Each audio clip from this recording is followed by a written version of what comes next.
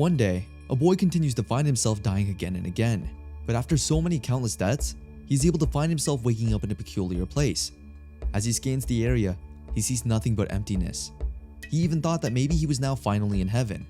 However, as he checks his status bar, he's in deep shock as he discovers that he is reincarnated into another world, not as a human but as an archdemon. He's now a demon lord, and as a demon lord, he is obligated to guard the dungeon he is assigned to, since if the dungeon dies, the demon lord will die too, and that system works vice versa. To be able to guard his life in the dungeon, he must improve his skills and get stronger. Based on his discovery, as he checks on the status bar, almost all items and food are purchasable with dungeon points. However, the problem is, how will he possibly acquire all those dungeon points? Well, it turns out that he can do so when there are monsters besides the ones summoned by the dungeon master inside the dungeon. The amount of acquired DP depends on the monster's strength. Second, when the dungeon master kills intruders inside the dungeons, the amount of acquired DP depends on the intruder's strength. Third, when absorbing monsters' corpses or anything else that can be seen as food inside the dungeon, the amount of acquired DP depends on the objects. And lastly, in self-generation, the amount of acquired DP depends on the dungeon size. But since none of these things are about to happen anytime soon, he decided to just go outside for now. But it seems like his carefree exploration came to a stop when a giant, really strong dragon came out of nowhere. As their eyes met, the nervousness in the man's body, aka Yuki, is very apparent. Yuki tries to tell the dragon to talk the matter out peacefully. However, it seems like the dragon has already decided that no one will escape its wrath once someone breaches its territory. Yuki is in deep shock when he finds out that the dragon can speak. As he checks on its status panel, he wishes that the dragon is a mere low level like he is, but his life comes crashing down as he finds out the dragon is actually supreme and ancient one. His current level of 1 is no match to the dragon's level of 987. Yuki starts to panic as the dragon positions itself to aim. But then, Yuki smelled something that would definitely save his life. He stops the dragon from bursting out its flame and tells it that they should just make a deal. Yuki honestly states that he indeed has no chance of beating the dragon with his current power. However, that doesn't mean that he will accept his fate just like that. For that, he chooses to find another way to tame the dragon, and surprisingly, it's by offering the dragon some chocolate bars. It turns out that the dragon actually loves sweets, and Yuki is able to find out about it after smelling the honey scent from the dragon's mouth from miles away. The dragon tries to hide the fact, but after taking a bite, everything changes. The dragon can't seem to describe the delicious mellow sweetness of the bar, which it describes to be way better than honey. Seeing this, Yuki then states that if the dragon promises not to kill him and leave the cave where he lives alone, the dragon will get the privilege of being able to eat chocolate bars whenever it wants. However, Yuki did make it clear that he couldn't produce that many that could satisfy the dragon's giant body. As a result, the dragon transforms itself into a human form. Yuki is in shock as he sees a cute naked girl standing in front of him. The dragon then explains that in her human form, Yuki is able to produce as many chocolates as can satisfy her. He then took her to the dungeon where they fully talk about the deal. There they officially introduce themselves to one another. The dragon's name is Leficios, in short, Leffy. Out of nowhere, Leffy then states that compared to the other dungeons she was able to crush, Yuki's is the most comfortable. Besides, it's just perfect because she's leaving to change her current place, which is pretty uncomfortable. That means she decided to stay at Yuki's dungeon for good. Yuki tried to tell her that she shouldn't be hasty with her decision and think about it a little more. However, it seems like she is really determined to stay no matter what. As a result, Yuki has no choice but to agree with her request. The next day, as Leffy is sound asleep, Yuki tries to improve his dungeon for the first time. He starts off by assigning areas inside the dungeon. As he sets the cave as the dungeon area, Yuki is able to feel that the atmosphere inside the place has changed as well.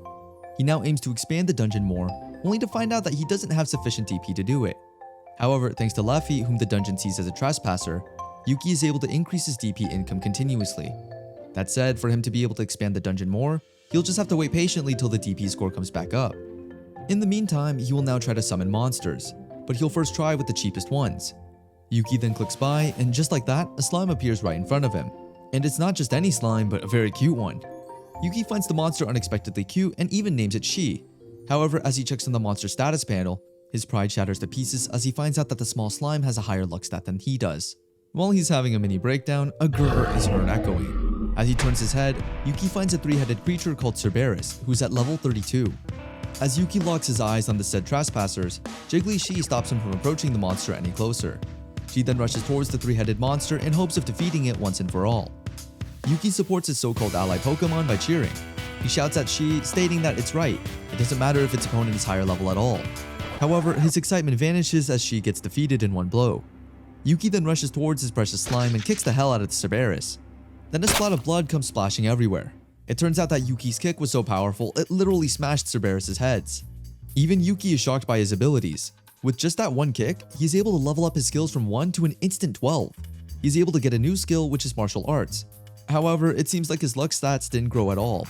But well, even if his stats are indeed considered high, he still doesn't think he could hold a candle against that super monster, aka Luffy. After he snaps out his thoughts, he then rushes to check if she is alright. And it seems like she is all good, maybe because of the regeneration skill he has. Yuki then starts to blame himself for letting his pet Shi fight a monster. That's why, starting at that time, it'll just be him that has to fight. And for that very reason, Yuki then asks Luffy to teach him some magic. Yuki continues to ask Luffy to teach him magic. He reasons out that he has a pretty high magic stat, so he thinks he can use some. But it turns out that it wasn't that easy at all. Luffy then decided to accept Yuki's request. But before anything else, of course, Luffy asks for more chocolates. Yuki tries to warn her that if she keeps on asking for more chocolates, she'll end up getting a cavity. Luffy then explains that there's no way an ancient dragon like she could ever get such a bad status. Even Yuki is in deep shock when he learns that cavities are a bad status in the said world. Instead of giving Luffy some chocolates, Yuki ended up giving her a pack of cookies. Although at first, Luffy is a bit hesitant to take a bite at the dark clay-looking thing. But once she tastes it, she immediately falls in love with the cookie's sweet and crunchy crumbles.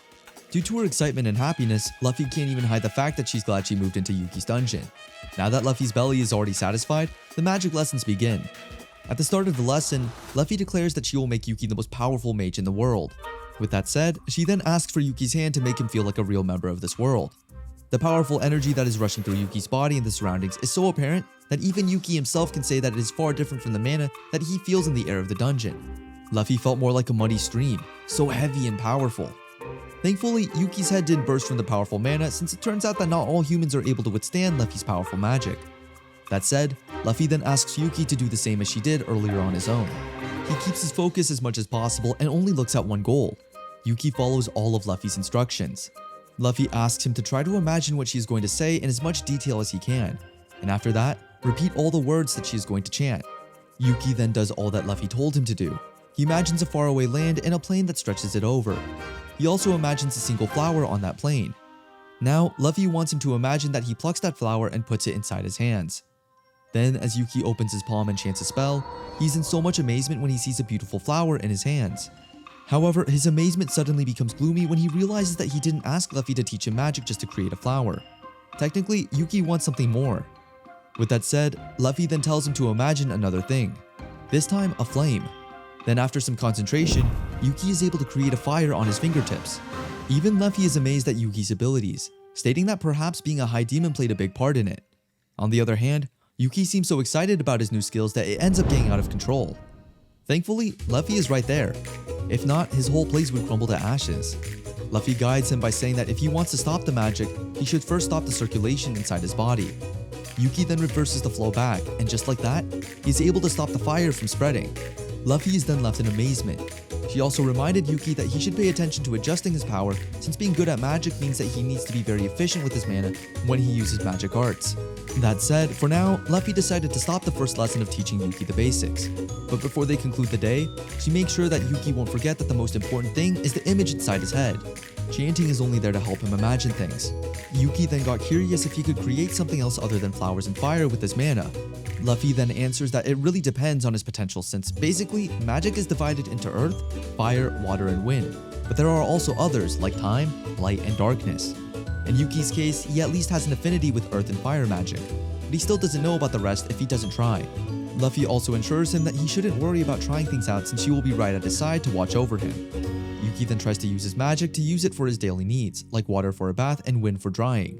However, the rest he is still not sure if he has an affinity for them or not. But since for now he can only manipulate much of his water skills, he'll just take a bath for the time being. Seeing him taking a bath made Luffy curious. That's why she ended up taking a bath as well. Meanwhile, outside the dungeon, a group of men are seen chasing a little girl into the haunted forest. But it seems like they are so scared of Luffy that they end up letting the little girl run for her life. Now it will only be a matter of time before we know where the little girl ends up. Going back to the dungeon after taking a bath, Yuki leaves the house to Luffy while he roams around the forest.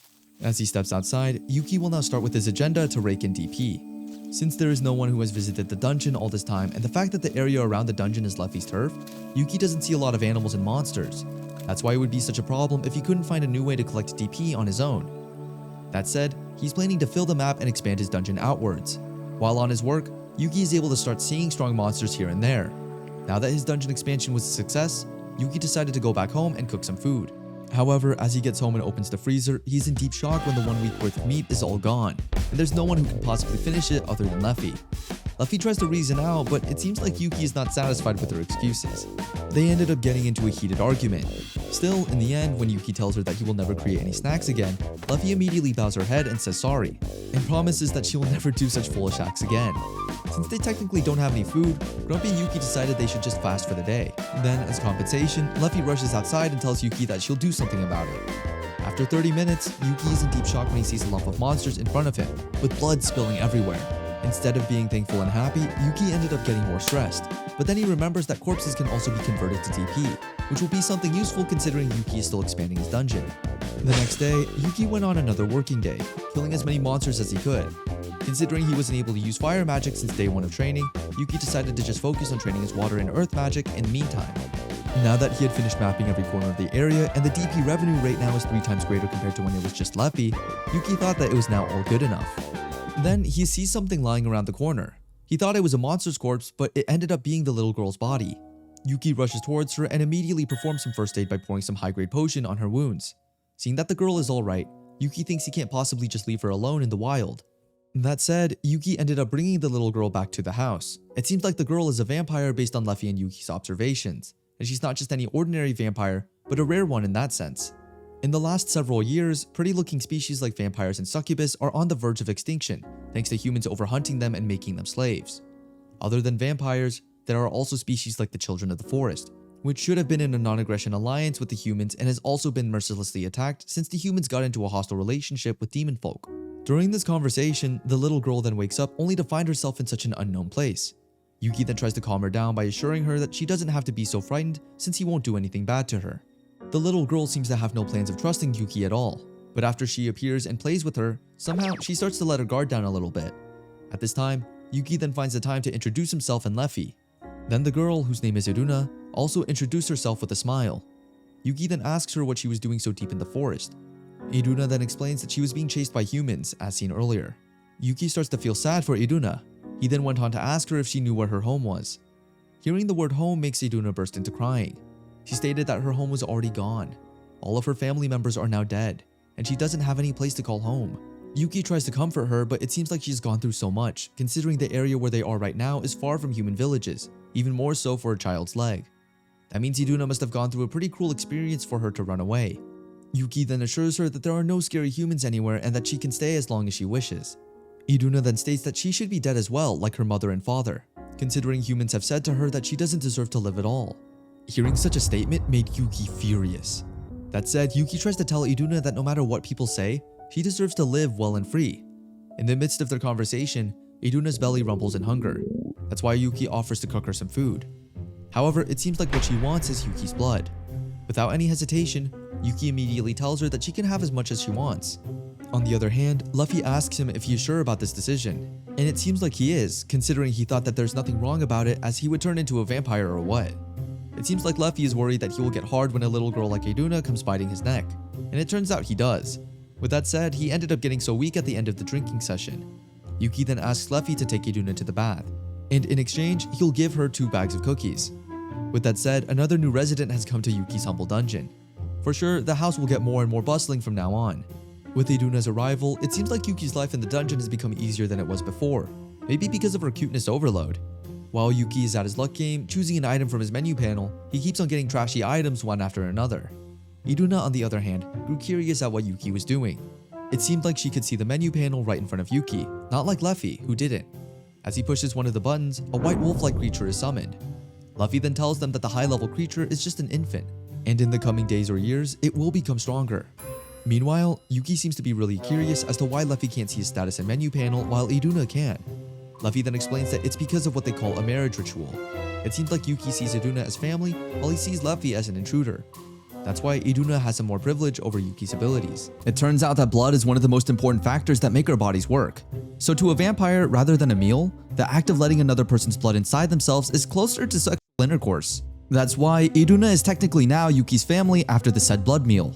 Since the act of sucking another person's blood is equal to a marriage ritual to vampires, this revelation made Yuki shocked.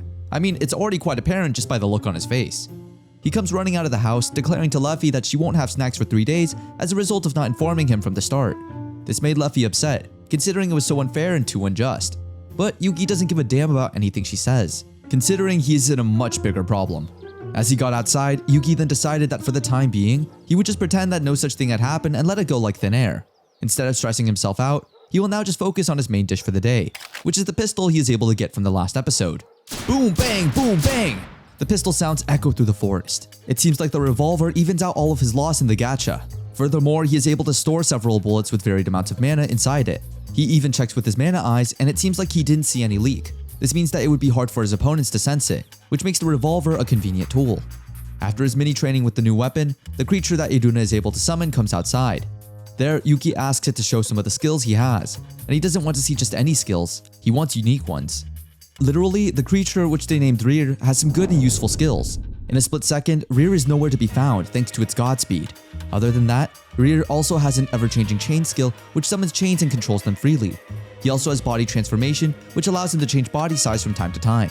All these unique skills made Yuki so excited and amazed at the same time. As a result, they ended up being best friends. He even tells Rear that they can stay if he wants to. From now on, the dungeon is Rear's home too. Yuki also wants to start trying out new skills. This time, he wants to learn how to fly. And guess what? He literally sucks at it. He's so devastated at the fact that he even spent a ton of money buying a flight skill, but he still ended up as a failure.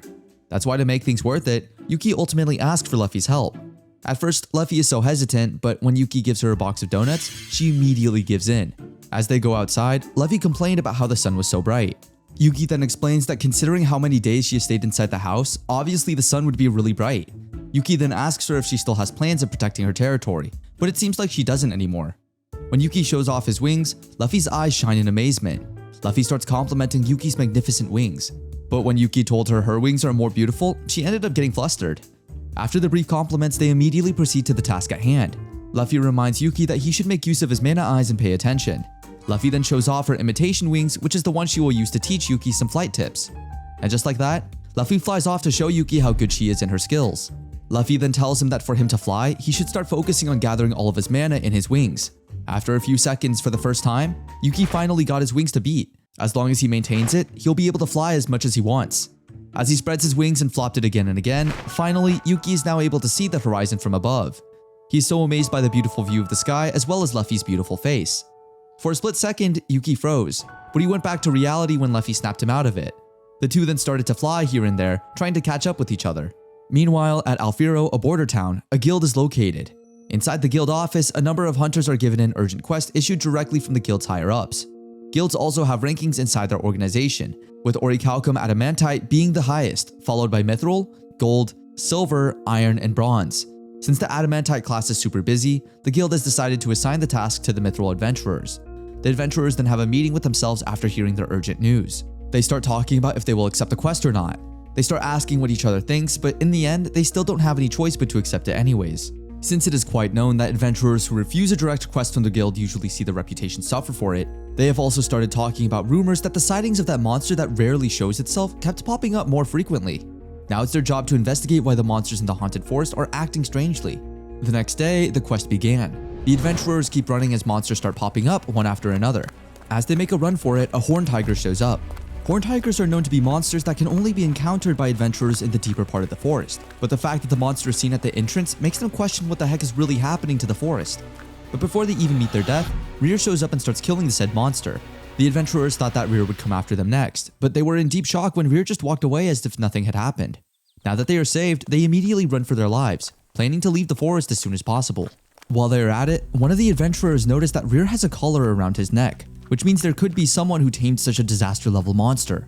The next day, Rear and Yuki are seen having fun again. Today, their agenda is to go hunting. They move farther away from the forest where many monsters are seen. Once they lock their eyes on one of the horned tigers, Yuki and Rear immediately work together to kill it off. Now that Yuki has wings, hunting has never been easier. On the other hand, Yuki has also noticed that most of his weapons keep on breaking again and again. That's why he decided to make a stronger weapon the moment he gets back home. But for now, he'll just use some metal bar for the hunt.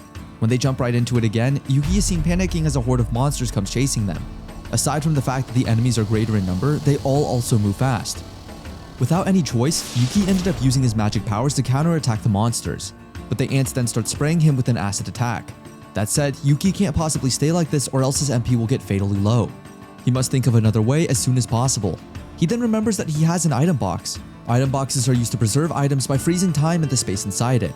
Yuki then gets anything from inside the box and gives it to the ants. The monsters then start eating off the preserved meat Yuki has thrown at them. With the ants being so busy, Yuki must think of another plan. But then, it strangely becomes silent. Yuki wonders if they are not coming. Could it be that they really stopped to eat the meat? With that said, just as planned, they just decided to move on. When they got home, Yuki immediately checked on the weapons he could buy. While he's at it, Iduna has grown curious if Yuki will do another magic trick. Yuki then explains that he is aiming to be a creative demon lord. If he doesn't have a weapon, then he'll just have to make one himself. But it seems like Luffy doesn't believe in Yuki's skills. Yuki, on the other hand, immediately shuts her off. That said, the key factors for weapon creation are the material's quality, vivid imagination, and the user's mana capacity, which Yuki thought he all possessed. And now that he already has magic enhancement skills that allow him to add magic circuits to the target, thus making it a magic tool, Yuki now strongly believes that it is the perfect harmony of magic and weapon, which is why this is truly the demon lord he is aiming to be. For starters, he first practiced by turning a lump of iron that he bought from the catalog into a knife. Yuki then poured out some mana and activated a skill. Then after a few seconds, he and Iduna are amazed when a dagger appears. Yuki immediately tries the dagger's sharpness, which is the chef's kiss. Even Luffy is amazed at Yuki's creation, knowing that making such weapons are only the art of the blacksmith magic propagated by the mountain dwellers. But the fact that Yuki is able to do it on his own is just unbelievable. That said, for the next weapon, he's going to give the knife he just made a double edge and make it bigger. Since he has a good affinity with water magic perhaps, Yuki thought that he should make it more of a streamlined or teardrop-like shape in mind. And just like that, he's able to make another weapon, this time a cute one. But it seems like Yuki is not happy about it. That's why he ended up trying to make another weapon using the material he got during hunting. As he concentrates, trying to make the edge of the sword sharp and double-edged, Luffy on the other side bugs him again and again. And as a result, he loses concentration and ends up making a giant flower instead of a sword. Yuki is so frustrated that he ends up teasing Luffy so much that they start bickering again. Iduna, on the other hand, just let the two be and decided to start playing. In the next few days, Iduna is seen having a meal with Yuki's blood. Sucking blood is scheduled to be around once a week. Normally, she just eats food like a normal human. On that same day, Iduna informs Yuki that she will just play outside. Yuki then allows her, but he also reminded that she should go home before dark. However, on that day, Iduna was never seen coming back. Just what in the world happened to the sweet little girl? After Iduna has gone missing, what will Yuki and the others do about it? With that said, Rir has also roamed the area, trying to look for Iduna himself. But it seems like the only thing he found out is the smell of humans lingering in the forest and some traces of a carriage. Then, it seems like if she was abducted, she was not taken away by some random monsters. It seems like she was taken as goods by some slave merchant. As far as features for your bus, after all, Yuki thinks there's no mistaking it. Yuki then asks Luffy where's the nearest human habitation for the dungeon. Luffy then answers that it would only take about 3 hours of flying before they got there. That said, they immediately went on their way while Rir took the lead. As they reached the outside of the village, Yuki froze as he saw a flock of dragons flying in the sky. Luffy then explains that it is her underlings. She'll use it to overwhelm whoever the hell took Luffy from them. That said, they immediately went on their way to take back their little sister. Meanwhile, Iduna wakes up finding herself inside a cage and looking around, sees that she's not the only one. As she looks at the men's faces, she is shocked when she remembers that these men are the same people that killed her father and mother. The men poured their anger at her, saying that they had a hard time looking for her. They also tell her that she will eventually wish she had already died, as she will now be treated as a plaything for the perverted nobles. No matter how painful, Iduna tries to keep herself composed, saying it is okay since she has Yuki and Luffy. Although at first she was a little scared of Yuki, but in the end when she found out that he is kind, she started liking being by his side. On the other hand, Luffy might always be lazing off, but Iduna honestly thinks that she is reliable when the time comes. That's why she strongly believes that they will save her. Until they come, she'll try her best to do what she can do. Iduna then prays for the Earth Spirit to lend her some powers. And just like that, the Earth Spirit helped her unlock her collar and the door of the cage. She also asks the Dark Spirit to make her invisible while she escapes. Before she steps out of the door, she looks at everyone else and says to herself that she will definitely come back and save them all. Meanwhile, as Yuki and Luffy together with the flock of dragons approach the human habitat, soldiers and nobles start to panic. One of the soldiers wakes the Lord up and informs him that there are monsters closing in from above the haunted forest. The Lord immediately asks if they are wyverns. The soldiers then answer that they are not. Based on the surveillance crystals, it is seen that they are a flock of 100 dragons, he said. This made the Lord shocked. He then orders to wake up every soldier and adventurer there is, and to also inform the citizens of the emergency and start the evacuation. Their main priority now is the safety of the people, but the Lord is left wondering why there would be 100 adult dragons attacking them. As they already reach the city, Yuki tells Luffy to keep the dragons in order while he looks for Iduna. Yuki thought he couldn't just go rampaging the city since it might kill Iduna in the process. As a result, Rear and he start to look for Iruna inside the city on their own. Meanwhile, inside the building, monster slaves are getting evacuated as well, but instead of evacuating them with care, they even got harassed in the process. Hearing the cries of the slaves, Yuki knew he had arrived at the right room as he smashed the wall down. Every man starts to wondering what the hell is happening. As Yuki steps in, his eyes roam around the area, only to find that Iruna is nowhere to be seen. As the guys start to get on his nerves, it seems like Yuki slowly realizes that he has stopped being a human after being reincarnated. He doesn't even feel for even a moment that scum like them have the right to live. With this in mind, Yuki is furious. As the bad guys start rushing towards him, aiming their swords up high, Yuki effortlessly kills them in a flick. This shocked everyone, but instead of running for their lives, the other bad guys still opted to fight with Yuki. In the end, they all ended up getting killed. Rear has also jumped in to join the fight. One of the bad guys then tells his members that Yuki has a familiar, and that's why they brought some crystals to make Rear weak. A disturbance crystal has the effect of disturbing the magic flow inside a monster to slow down its movements. The effect varies depending on the monster's power. Now, Yuki finally knows why these so-called adventurers wanted to go deeper into the forest. But as Yuki checks on their stats, it seems like it'll be hard for them to defeat him considering they are all weak.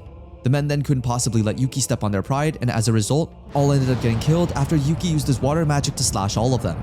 Inside Yuki's head, even mosquitoes are stronger than these men. That said, Yuki then asks Rear if he can smell Iruna's scent once more. But it seems like his nose won't work properly because of all the blood. That's why Yuki thought that they should just ask the slaves then. But on second thought, that'll definitely take too much time. That's why they'll just ask the Lord of the Mansion directly. And let's just say the Lord will not have it easy.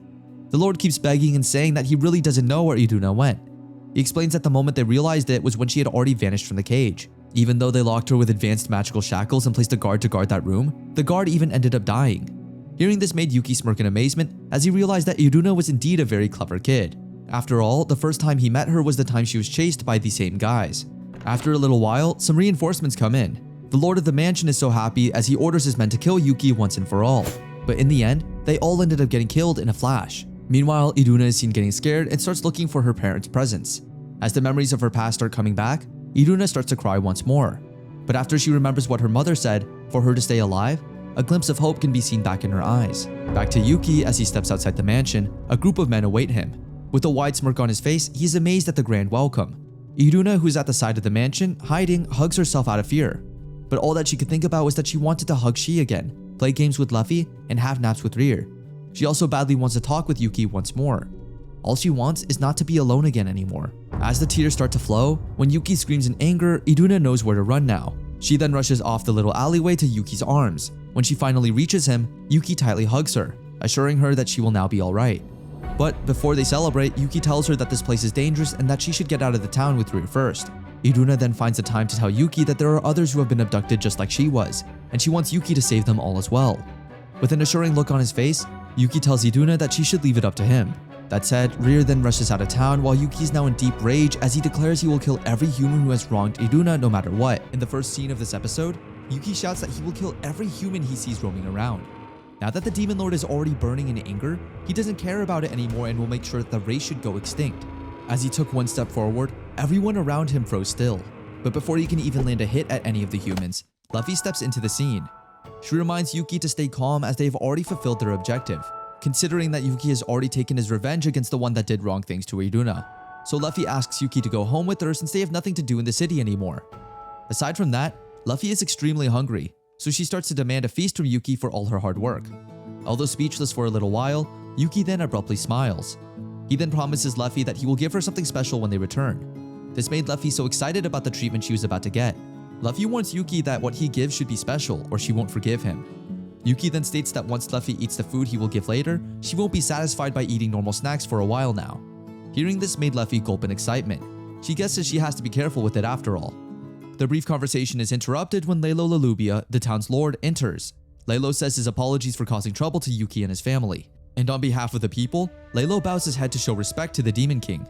He then invites Yuki and Luffy to his mansion to talk about something. He promised that it wouldn't take that long at all. Once they got inside the mansion, Lelo again apologized for what happened that day. He promises to improve his supervision so something like this doesn't happen again. Then Luffy realizes that Lelo may not have realized her identity since she is in a treaty with the humans. Yuki then realizes that Lelo might have an appraisal skill and probably realized that Luffy is the Supreme Dragon. On the other hand, after Yuki learned about the treaty, he got curious about it. Luffy then explains that a long time ago, in an era where everyone wanted to prove their strength, many brainless people came to challenge her. Since things like this happened to her every day, it came to the point that she eventually thought of destroying the whole kingdom altogether. But then the king came and brought her a proposal to not disturb each other. That means that the treaty should still be active till now. So Luffy scolds the Lord, saying that Iruna, the girl they have kidnapped, is her own family. They have done the worst things to her, so they must have prepared for the worst coming to them as well, and pay for what they have done. Laylo then begs for Luffy's forgiveness and states they are willing to keep the treaty. He promises to do his best to accept all the conditions. Luffy then gives the floor to Yuki, stating that he should decide for the team. Yuki then states that he doesn't care what the people are doing, but if something bad like this happens again, he will not think twice about killing them. Laylo then promises to make sure no one enters the haunted forest anymore. Other than that, Yuki also asks the Lord to bring him every slave in the mansion since he will bring them with him as well. Once Luffy and Yuki leave, the Lord sighs in relief as he wishes that they'll never meet the two ever again. But it seems like Yuki and Luffy's request that people not enter the haunted forest would be a little impossible, considering that lately, at the kingdom, there is a faction that is saying everyone should go to the haunted forest since it is rich in natural resources. And knowing that the kingdom might use the event as an excuse to send an army to the forest frightens Laylo. That's why he aims to stop them from initiating havoc at any cost. On the other hand, Yuki is now in a dilemma about what he would do with the female slaves they were able to rescue. When asked if they have a home, it seems like most of them have somewhere to go. Luffy then asks her dragons to take the slaves back to their homes, while those others who have nowhere to go can stay with them. 2 slaves are left remaining, named Layla andElyunin. Layla is of Sheephorn race, andElyuin Grail is of Warwolf race. 2 of them are willing to serve the Demon Lord and return their favor. WhenElyuin sees Rear, she's in deep astonishment as Rear is like a god for the werewolves. As a result, she begs Yuki to let her stay even if she has to do the chores.Elyuin wants to serve Rear so that she can boast about it when she comes back to her village. With that said, they all introduce themselves one by one. When they were about to enter, Yuki said his thanks to Luffy for helping him through the whole rescue. Luffy then says her thoughts about Yuki coloring her life. Since the day she met him, her monochrome life turned into something colorful each and every single day, so she hopes that he'll continue to do so in the coming days. When Iruna meets the two, she is thankful that Yuki has saved them, but at the same time, sad at the fact that Yuki has now got new concubines, as she would call them. Such a statement made Yuki caught off guard, and he knew all too well who said such things to Iruna, and it was none other than Luffy herself. Layla andElyuin then enter the room, wearing their cute maid dresses. When Yuki realizes that Layla is of demonkin descent, he decides to ask her what is a demon lord's position from the perspective of a demonkin. Layla then honestly states that they are just a being that is modified by the dungeon to fit it. For example, if there's a dungeon that wants to have a goblin as the demon lord, the goblin will be given power strong enough not to be categorized as a normal goblin anymore. That said, Yuki has now gained new knowledge about his role in the new world. While the girls are inside busy trying things out on their own, Yuki goes out to perform another mission, and that is adding a flatland area to the dungeon. Using his demon wings, he surveys the area from above. As he looks around the field, he realizes that it is quite spacious with a 1 kilometer height and 5 kilometers width. With this much space, Yuki decides to add rivers and mountains, as well as a bridge and sakura trees. To top it all off, he even decided to add a Japanese-style inn where he could relax all day long.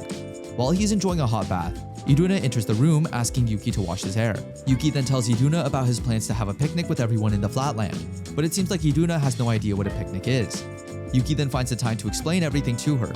Then after a while, Yuki gasps in shock when Luffy enters the inn all naked. It seems like she also wants Yuki to wash her hair as well. During their washing session, it seemed like Yuki couldn't control his breathing as Luffy's naked body touched him. When Luffy takes notice of it, Yuki immediately shuts her off, saying such a childish body does not arouse him.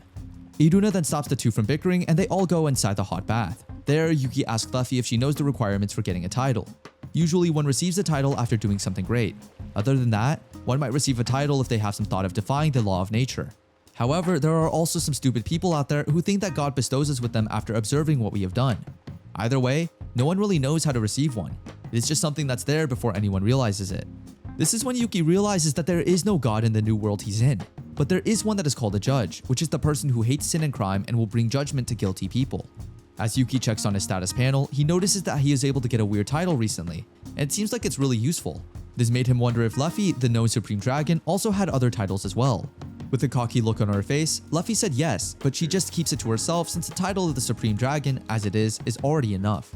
Yuki is also able to notice that he can't somehow see any of Luffy or Iruna's skills, which means they have the same skill of concealing their powers. During this time as well, Yuki is able to realize that he is technically an immortal when Luffy tells him that as a demonkin, he has a very long lifespan. Although at first, Yuki is a bit terrified of the idea that he will be alone after everyone dies, he's relieved when Luffy tells him that she, as a dragonkin, also has a very long lifespan. While they are so immersed in their conversation, Iruna is slowly dozing off. As Yuki tries to take care of her, it seems like Luffy has finally found out what title Yuki is able to get. And let's just say it literally shattered her pride. Yuki just got the title of Supreme Dragon Master. and this annoyed the hell out of Luffy. When night falls, Layla andElyuin are seen getting ready for bed. It is then revealed that Layla is actually from a tribe of researchers, and she didn't just decide to pay back Yuki for his kindness, but she also plans to do some research about dungeons and demon lords. Other than that,Elyuin is no ordinary wolf race as well. It turns out that she is actually the daughter of the wolf chief. The two didn't want anyone to know their identity, especially Yuki. That's why they made a deal to keep their mouths shut and just keep everything a secret. With that said, since they will have yet another long day the next, they bid each other a good night's sleep. The next day, just as Yuki planned, they all went to have a picnic. Although Luffy didn't want to come, she still ended up getting dragged to the place. Yuki stated to everyone that they would have a good time and play all day. They were all confused since there was no place in the said area that could be utilized for recreational activity. But Yuki assures them that they will surely enjoy it since he has already planned everything. For their first activity, Yuki arranged a sled ride which Iduna rode first. The maids then followed and they all loved it so much. But it seems like Luffy has no plans of joining the fun, so Yuki decided to drag her into it. She ended up getting dizzy as they slid the sled up the hill. In the end, Luffy then did her payback as she dragged Yuki up above the sky. But it seems like it didn't really affect Yuki as much as she thought it would. Though Yuki did get scared for a bit, he was still able to stay composed. After a long day of play, they decided to eat some lunch with the bentos that Layla andElyuin had prepared. However, Luffy wouldn't be satisfied eating just it, so Yuki tells her that she has no need to worry since he'll make sure to give her some dessert after the meal. At the same time,Elyuin for the first time has finally noticed that Luffy is the Supreme Dragon. All this time, she thought Luffy was just a mere someone that Yuki was able to save. As they enjoy their day outside the forest at the Alicia Kingdom, the king and the prince are having an argument. It seems like Prince Ryuto Gloria wants to take revenge on Yuki and attack the haunted forest. He didn't want the dignity of the kingdom to fall just because of some demon lord. The king tries to stop him, saying that the problem might get even bigger if they did so. No matter how the king tries to stop the prince, it seems like he really decided to kill Yuki no matter what. As a result, the prince ended up ordering a number of soldiers to attack the said haunted forest. As they launched their attacks, Yuki together with Luffy noticed the incoming intruders. As Yuki checks on them, it seems like their equipment is mediocre, but they look like some country soldiers and are about 400 to 500 in number. Knowing this made Luffy irritated at the fact that these humans didn't learn from their mistakes. She then asks Yuki if she should go and finish them all up. However, Yuki stops her and states that he wants to try something, but if it doesn't go well, she can jump right in to help him. Before the fight, Yuki states to at least try to warn them first. That said, he then goes off while Luffy is left at the house awaiting his return. As Yuki arrives at the said place, he quickly notices that the intruders are also using the same artifacts that weaken monsters like last time, but it doesn't really matter considering it doesn't affect him at all. Without any second thought, Yuki enters one of the tents. As one of the soldiers see him, the soldier quickly froze and stayed still. Yuki then confidently asks him if he is the leader of the organization, but it seems like Yuki gets embarrassed as the guy states that he is not. Despite that, Yuki tells him to pass the message to their leader. Yuki reminds them that the area they are in right now is his turf, and if they even plan to keep on staying, he will have no second thoughts about killing them all. But it seems like the soldier is confused at the fact that Yuki warned them first, where in fact he can easily massacre them in one go if he wants to. Yuki then explained that he just didn't want to kill all pests coming his way since it was such a pain in the ass. And just like that, it seems like Yuki's plan did go pretty smoothly, as some of the intruders left immediately after they got the message. But it seems like others are not easily persuaded. Knowing this made Luffy irritated, considering Yuki just decided to come back so nonchalantly. As Luffy pouts in dismay, Yuki says his apologies and states he will show her something interesting. Yuki reveals that he wanted to test the traps he had put around the dungeon on the soldiers who decided to stay. The Evil Eye is one of them. This trap is a golem-type dungeon monster that can send information about what it sees as a video. It uses the mana inside the dungeon to move. Other than that, Yuki also decided to add Roshgift Bomb, which is a known hallucination tree. It spreads mana that has the effect of showing hallucinations to loving beings around it. That said, all the soldiers are now killing themselves one by one, seeing each other as enemies. But it seems like Luffy thinks that these traps will hardly be able to annihilate all of them. Yuki, being the prepared person that he is, made sure that he had a plan B. It seems like he has also put other traps like acid swamps and threads everywhere. After a few hours, the whole bloody scene finally ended, but it seems like Luffy hasn't had enough. A few days later, the soldier that Yuki had talked to, who had retreated, reports to the capital what had happened in the forest. However, instead of listening to him, he got fired instead. He's so frustrated at the fact the prince can do such a thing. In a tavern, he poured his frustration at the fact that the prince got so blinded by his own greed and sent troops to a place where monsters like that live. On the other hand, all of his emotions were heard by the Lord Lelo. As the lord who governs land near the infamous haunted forest, he would like to hire a talented soldier who just lost his job. Lelo then asked the poor soldier if he would like to accept his offer. And just like that, the plan to entwine these emotions has started. On the other hand, Yuki and the others are seen having a good time strolling around the forest. It seems like Yuki has been captivated by Luffy's beauty that when he gets caught, he just reasons out that that is the only good thing Luffy has. As they stroll deep into the forest, They were able to discover a 1,000-year-old tree as well as a monster plant that eats meat. As the day went on, they were also able to play with Riri and even rest in a beautiful, peaceful lake. Although at first, Luffy is very hesitant to play with Riri and Iduna, in the end she decided to play with everyone sometime again. The next day, as Iduna wakes them up, it seems like Yuki has gone through a race revolution. It is when someone reaches a certain level. They will evolve into the superior version of the race. This mainly occurs in races other than humans. It seems like Yuki killing many humans using his trap has changed him. Layla, who is doing research on the dungeons and demon lords, seems so fascinated with Yuki's changes that even Yuki gets a little bit uncomfortable with her piercing stares. After breakfast, Yuki is able to notice that along with his race's evolution, the list of the dungeon items has also been updated. Other than that, Luffy is also able to notice that even Yuki's mana quality has also changed. With that said, Yuki has now grown curious if Luffy has ever experienced a race evolution. It turns out that she didn't, since ancient dragons are already the strongest as is. But Yuki thinks that after Luffy reaches level 1000, she might still undergo one. Luffy has also noticed that Yuki's appearance didn't change at all compared to others who have gone through race evolution. But after Yuki checks on his wings, Luffy is left mesmerized by its changes. Luffy really wanted to touch his wings, but it seemed like Yuki didn't want to. So Luffy suggests that he could also touch hers if he lets her touch his. In the end, after they start touching each other's wings, they're caught up in a flustering situation. As a result, Yuki moves away as he might get addicted to touching it if he continues. For now, he will just focus on checking his new updates. He's now gained a skill called Building Facilities, which he can use to build his Demon Lord's castle. As he checks it, it is actually quite costly, but if he compares it to buying a castle from the catalog, then it's a lot cheaper. Now the problem lies in how much it will cost magic power and his imagination, but he strongly believes that with practice, he'll get there sooner or later. But it turned out harder than he thought. Although he somehow succeeded a bit, it was still not enough. So when Layla told him that he could increase his magic power, he asked Luffy for help. Luffy then tells him that she can lend him her magic powers if she wants to, but Luffy also states another way he can try to expand his power. It is simply by emptying his magic power, and when you already empty his magic power, his capacity will increase by a little when it regenerates. He can do so by using his water magic to train his magic power control. But a few days later, after Luffy wakes up from a long sleep, she's in shock when she sees Yuki in his new form. But thankfully, he is able to come back to his true form after he finishes imagining the image of the castle he has always wanted. Since Luffy had now woken up from her long nap, Yuki ended up taking her with him to the steppe area to show her some of the miniatures he had been able to make in the past few days. Knowing that Yuki has been doing this since he wants to build his own castle, Luffy suggested that he should just ask Layla for advice since it is known that her knowledge in building and arts is wider than hers.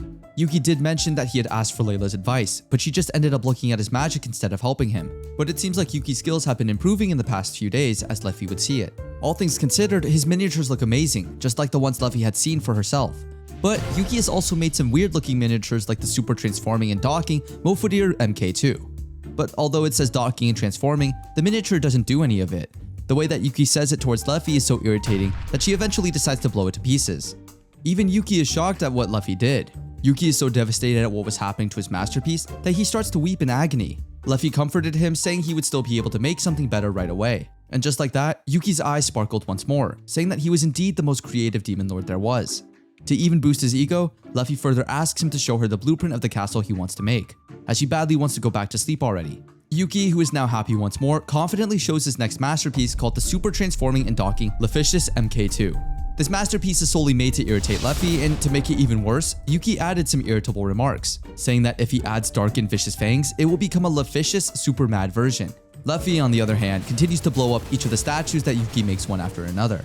They continued bickering for minutes until they eventually got tired. A few days later, Yuki's preparation was complete. He takes everyone somewhere to show them his magnificent masterpiece. Iduna wonders where they are going, and Yuki simply states that they are going to spectate him, pulling off the ambition and dream of all men. Yuki is so confident that he will be able to pull it off well this time around. However, as he pushed the button, his magic drained faster than he thought. That's why he has to keep his image of the castle intact. But thankfully, thanks to Luffy's help, he's able to pull it off really well. Layla and Elwyn are so shocked and amazed at the same time by the paramount magic Yuki and Luffy have. Yuki seems to get teary-eyed as soon as he sees his dream has now come to reality. The castle built is beyond anyone's expectations. Other than Yuki, everyone is also seen happily excited about the new place, especially Iduna. However, due to its enormous size, it seems like they won't be able to live in it at all since it's so hard to get around. The corridors are so long and there are so many rooms, but it is still useful to scare the infiltrators who dare to set foot in the haunted forest. As Yuki drowns in his thoughts, Luffy hops on his lap trying to cheer him up. It seems like Luffy is not used to seeing Yuki getting all sulky, so to brighten up his mood, Luffy is willing to pamper him. Yuki did assure her that it was okay, since he will always be there to laugh it off when Luffy does something absurd. But despite it all, Yuki is indeed thankful for Luffy's effort. Meanwhile, in the Alicia Kingdom castle, the prince is so furious at the fact that the soldiers he sent failed their mission. He starts to contemplate if they would need a bigger army than before if they want to win. But he also thought that if they moved more soldiers than they were doing now, the king would eventually realize what they had been doing. The prince is quite aware of that fact, and he knows that he can't cover up for the nobles because of the mission's failure. It seems like he is aware that the nobles' trust in him has already dropped to the bottom. That's why the prince thought that the only way for them to succeed was through the help of the heroes from the church. He plans to bribe the church with a lot of money to make them go for the mission. That said, a hero named Nell has been subjected to enter Yuki's territory. Now it's a matter of time before we know what awaits of the girl who is inside a forest full of anxiety. Yuki is able to detect Nell's presence right away. He somehow can't believe that heroes do really exist in worlds like this. As a precaution, he tells everyone to go to the safe chamber in case Nell is surprisingly strong. But it seems like Yuki already knows that he will win either way. Luffy asks him if he needs her help, but Yuki quickly turns her down, saying that he has got it all under control. As Nell got closer to the dungeon, she was quite speechless when she saw the gigantic castle for the first time. Yuki, on the other hand, looks very happy and giggly as he sees that his castle frightens the so-called strong hero. But it doesn't stop there. Yuki has so much up his sleeve and he can't wait to see how Nell will react to his traps. Nell then enters the castle no matter how scared she is. As she walks down the halls, she starts to get scared as empty armor starts moving even though she doesn't feel any presence at all. She tries to keep her composure, but as she took another step, it seemed like the ghosts kept on following her. When one of the traps Yuki made suddenly pops out of nowhere, Nell jumps out of fear. Yuki, on the other hand, is laughing his ass off. Yuki then reveals that the ones behind the castle traps are called wraiths, which is a type of monster inside the dungeon that is composed of 3 spirits. Those 3 spirits are Ro, whose specialty is spirit magic, then there is Rei, who's good at psychokinesis, and lastly, Rui, who specializes in illusion magic. Yuki made sure that Nell won't be able to detect those 3 girls. This means that the dungeon's defense system, Haunted Mansion mode, is a great success. Yuki even thought of adding more defense systems such as Totally Killing mode and Destroy mode. But before he drowns in his fantasies, Iduna and Luffy tell him to stop playing games with Nell, who is seen crying her eyes out due to fear. Although it would spoil his fun, Yuki eventually decided to do as the girls wanted. As he gets where Nell is, he tries to explain that the things people know about him are not true. Since all this time, Nell solely believed that Yuki is a bad guy who kills innocent people. Yuki then explains to her that he is not and that he only kills those who want to harm him and his family. His statement somehow made Nell shocked. Nell then asks him if he will also kill her, considering she is there to bring harm to him. Yuki then states that he will never kill a girl or more like a brat like her. When Yuki is about to leave, Nell then stops him and asks for his help. It seems like out of fear, Nell couldn't even move her knees. With that said, Yuki even offered her to have a bath in the inn. There, Nell starts to contemplate why she came to the castle for. Nell can't seem to grasp that the demon lord everyone is scared of is actually strangely kind-hearted. During her contemplation, Iduna also enters the bath to join her. Starting a conversation, Nell even grows fascinated to know more about Yuki, considering Iduna has nothing to say about him but good things. But it seems like Nell is unsure if she should believe the rumors about Yuki being attracted to young girls like Iduna. After their brief, refreshing bath, Nell accidentally heard Yuki and Luffy's conversation. It seems like Luffy is frustrated at the fact that Yuki has added a new addition to the number of girls in the castle. Yuki tries to explain that he had no bad intentions with Nell. All that he wanted was to help her since she had no place to stay, and it was already night. Then Layla and Eluin enter the room, saying their thanks to Nell for taking good care of Iduna while they were in the bath. Yuki is about to help Nell prepare everything she needs for the night to show his hospitality, but Luffy quickly stops her, saying that Layla and Eluin could handle it themselves. The next day, Yuki and Nell finally have a private conversation in which Yuki asks for Nell's insight regarding who has ordered her to come to the castle. Nell then states that it was the church and not the Alicia Kingdom itself. This made Yuki wonder who was really behind all these attacks. He has an idea that it would be someone affiliated with the kingdom and has great power too, but for now he will just try to get as much information as he can on his own. During this time, Nell has also found the time to ask Yuki if the rumors about him having a fetish for little girls are true. This shocked the hell out of Yuki. Yuki then explains that he couldn't do such a thing, especially to someone like Iduna, whom he sees as his little sister. But it seems like it is quite apparent that he is somewhat in a deeper relationship with Luffy. However, he can't tell much about it this time around. With that said, their brief conversation comes to an end. But Yuki has something to ask Nell for. Although at first Nell is hesitant about it, she eventually gives in and lets Yuki, together with Luffy, come with her to the town. The moment they got there, the happiness and excitement on Yuki's face was indescribable. Thankfully, Nell as a hero is able to enter the town without any questions asked. And because of that, she's able to let Yuki and Luffy join her without attracting much attention. As they got inside, Yuki was so excited that he wanted to visit every corner of the said town. A small gathering is then seen happening at the center of the town. Since Luffy couldn't view it properly, Yuki decided to let her ride on his shoulders. They then start bickering once more, but this time it was more intimate and much more flustering. Even Nell couldn't deny the fact that the two were indeed really close to each other. After the said viewing, Nell is planning to take the two into a guild, so it's better if they both quickly get their IDs first. That said, even a hero like her has no choice but to let out a dry laugh after watching the Demon Lord and Supreme Dragon in tandem.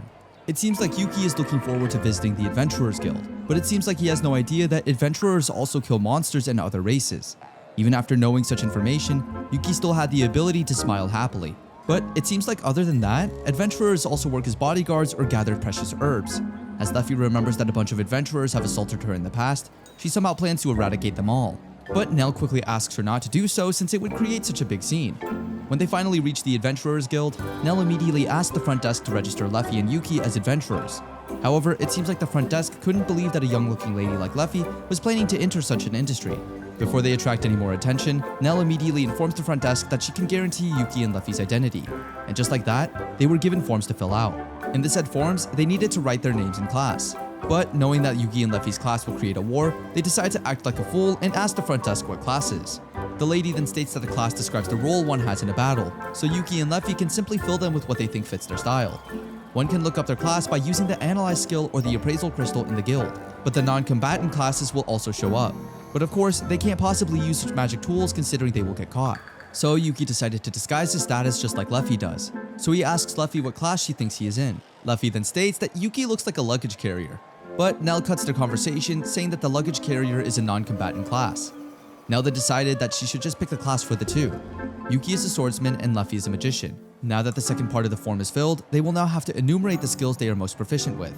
As Nell asks what skills they have, she's just in shock as the two keep on muttering skills that don't fit in with their class.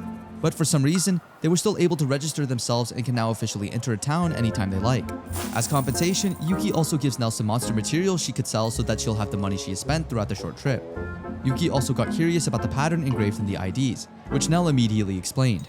It is said that the pattern engraved is a ripple of the holder's magic, which people call a magic crest, and since every single person has a different pattern, it is now used to identify people. The card also shines bright and only the rightful owner can make it so. That's why nobody can pretend to be one even if they have other people's IDs. Yuki then wonders what about those people who have no magic. This made Nell confused since there's no such thing as people who have no magic power. Although it is true that there are some people who have trouble circulating their magic, there's no such thing as someone who has none at all. Moreover, for additional info, the ripple also shows which element the user has the best affinity with. In this case, Luffy is fire, but since fire has low versatility, Luffy hasn't shown it to Yuki yet. She added that she only uses it for burning things. Although she seems so embarrassed about it, Yuki still sees it as an amazing thing. For sure, her fire has an amazing warmth to it, Yuki states. This made Luffy flustered. This even made her giggle a little and hold Yuki's shirt tight. And just like that, their seemingly peaceful stroll turned a little bit gray when a group of men with sharp objects stopped them from moving any further. It seems like they thought they were up against weaklings. Little did they know that they're literally asking for a fight with two of the strongest races in the world. But as a turn of events, the group's leader somehow knew that Yuki was a demon. In exchange for keeping quiet, he asks for Yuki's money and Luffy's. However, Yuki wouldn't allow such things to happen. So as a result, Yuki rushes towards the bad guy, all furious. He grabs him by the neck while saying the words that no one can ever talk about his woman. The statement somehow made Luffy flustered very much, to the point that she almost passed out. That said, Yuki and Nell did all the work and defeated most of the wannabe strong guy's gang. But it seems like in every group, there will always be that one that is hard to defeat. One of the bad guys managed to fight against Yuki, all due to his powerful blade. Even Nell is amazed at the enemy's weapon. But it is no match with Yuki's Fortress Destroyer blade. It's a pitch black sword made by Yuki himself. It's extraordinarily heavy and any normal person can't possibly lift it. That said, as Yuki swings his sword, the enemy does the same. Although the enemy is extremely strong in many aspects, in the end, Yuki is still the one that has won the fight. The enemy can't believe that a guy like Yuki is able to defeat him that easily. Yuki then explains to him that it's simply because he didn't run even though he is a weakling. As the enemy falls to the ground, the fight has now finally reached its end. As Yuki walks towards the enemy's blade, Yuki tells Luffy that if he were to go berserk, he would beg her to stop him even if he has to cut his arms. Luffy then nods immediately, saying she'll definitely do it. Nell tries to stop Yuki from touching the blade since the negative emotions in it might overtake his body. But it seems like Yuki has already decided as he wraps his palms and carries the blade with his hands. As the negativity starts to cover the whole surroundings, Yuki fights it off by stating that they will now be under him. When the weapon starts to cool down, Yuki already has a lot of things in mind as to what he will do with it. Nell then asks Yuki after the said dark scene if he feels strange or something. He then assures her that he is all good and well, and even Luffy doesn't sense that Yuki is being cursed or anything of the like. Then, Luffy even had the time to tease Yuki about what he said earlier about her being his woman. He then says he's sorry and tries to explain that he said all that because he was just caught up in the moment. As Yuki mumbles so many words, Luffy comes closer to him and states that he doesn't need to apologize.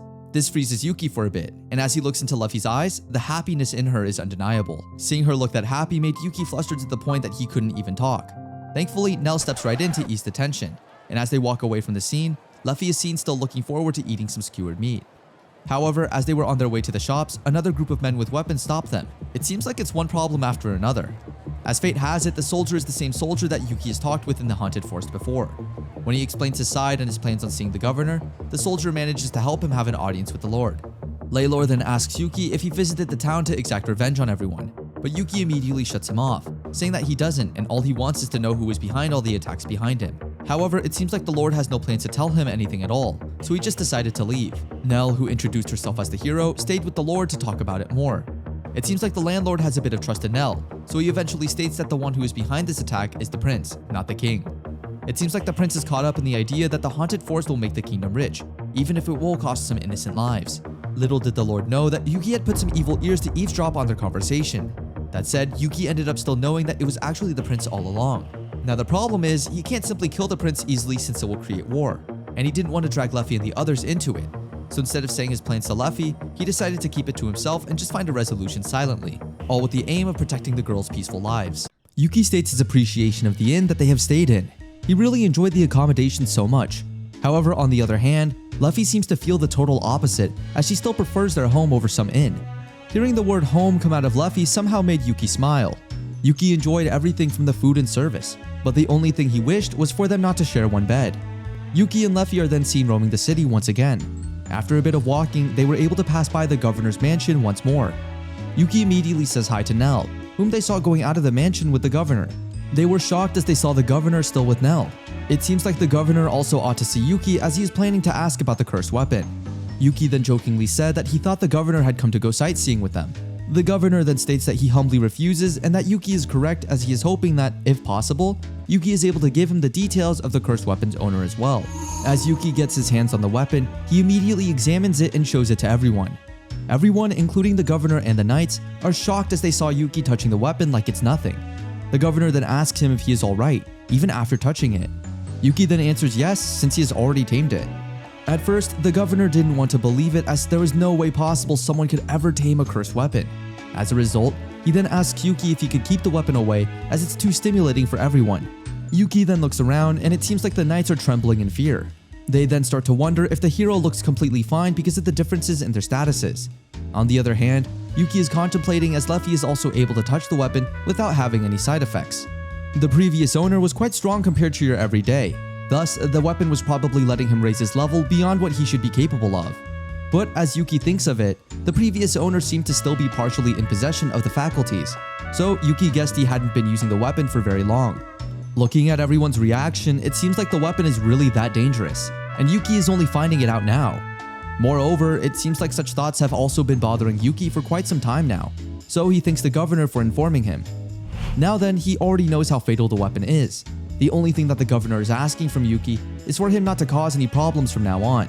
Yuki then quickly explains that he's just going to go sightseeing around the city, so the governor has nothing to worry about. Aside from that, the governor seems to think that it would be much better if Yuki would just return back to the forest now. With an awkward smile on his face, Yuki is so amazed at how blunt the governor is towards him. On the other hand, Luffy then compliments how the food in the city is really amazing, so the governor doesn't need to worry, as she will never allow it to be destroyed. Hearing this somehow made the governor feel obligated to reward food vendors for that. As Yuki, Nell, and Luffy leave the mansion while walking down the streets, Yuki asks Nell if it really is okay for her to hang out with her enemy all the time. Nell then answers by stating that it's far better if she's keeping an eye on Yuki and the others after all. Also, she's not from the city, so she doesn't really know the way around. That's why she would rather chill and stick with Yuki than with other strangers in the city. Hearing this made Yuki thankful. At least she had informed them as early as possible. With that said, Yuki then states that he wants to go to a weapon store and a bookstore. On the other hand, Luffy wants to visit a food vendor that serves either delicious meals or sweets.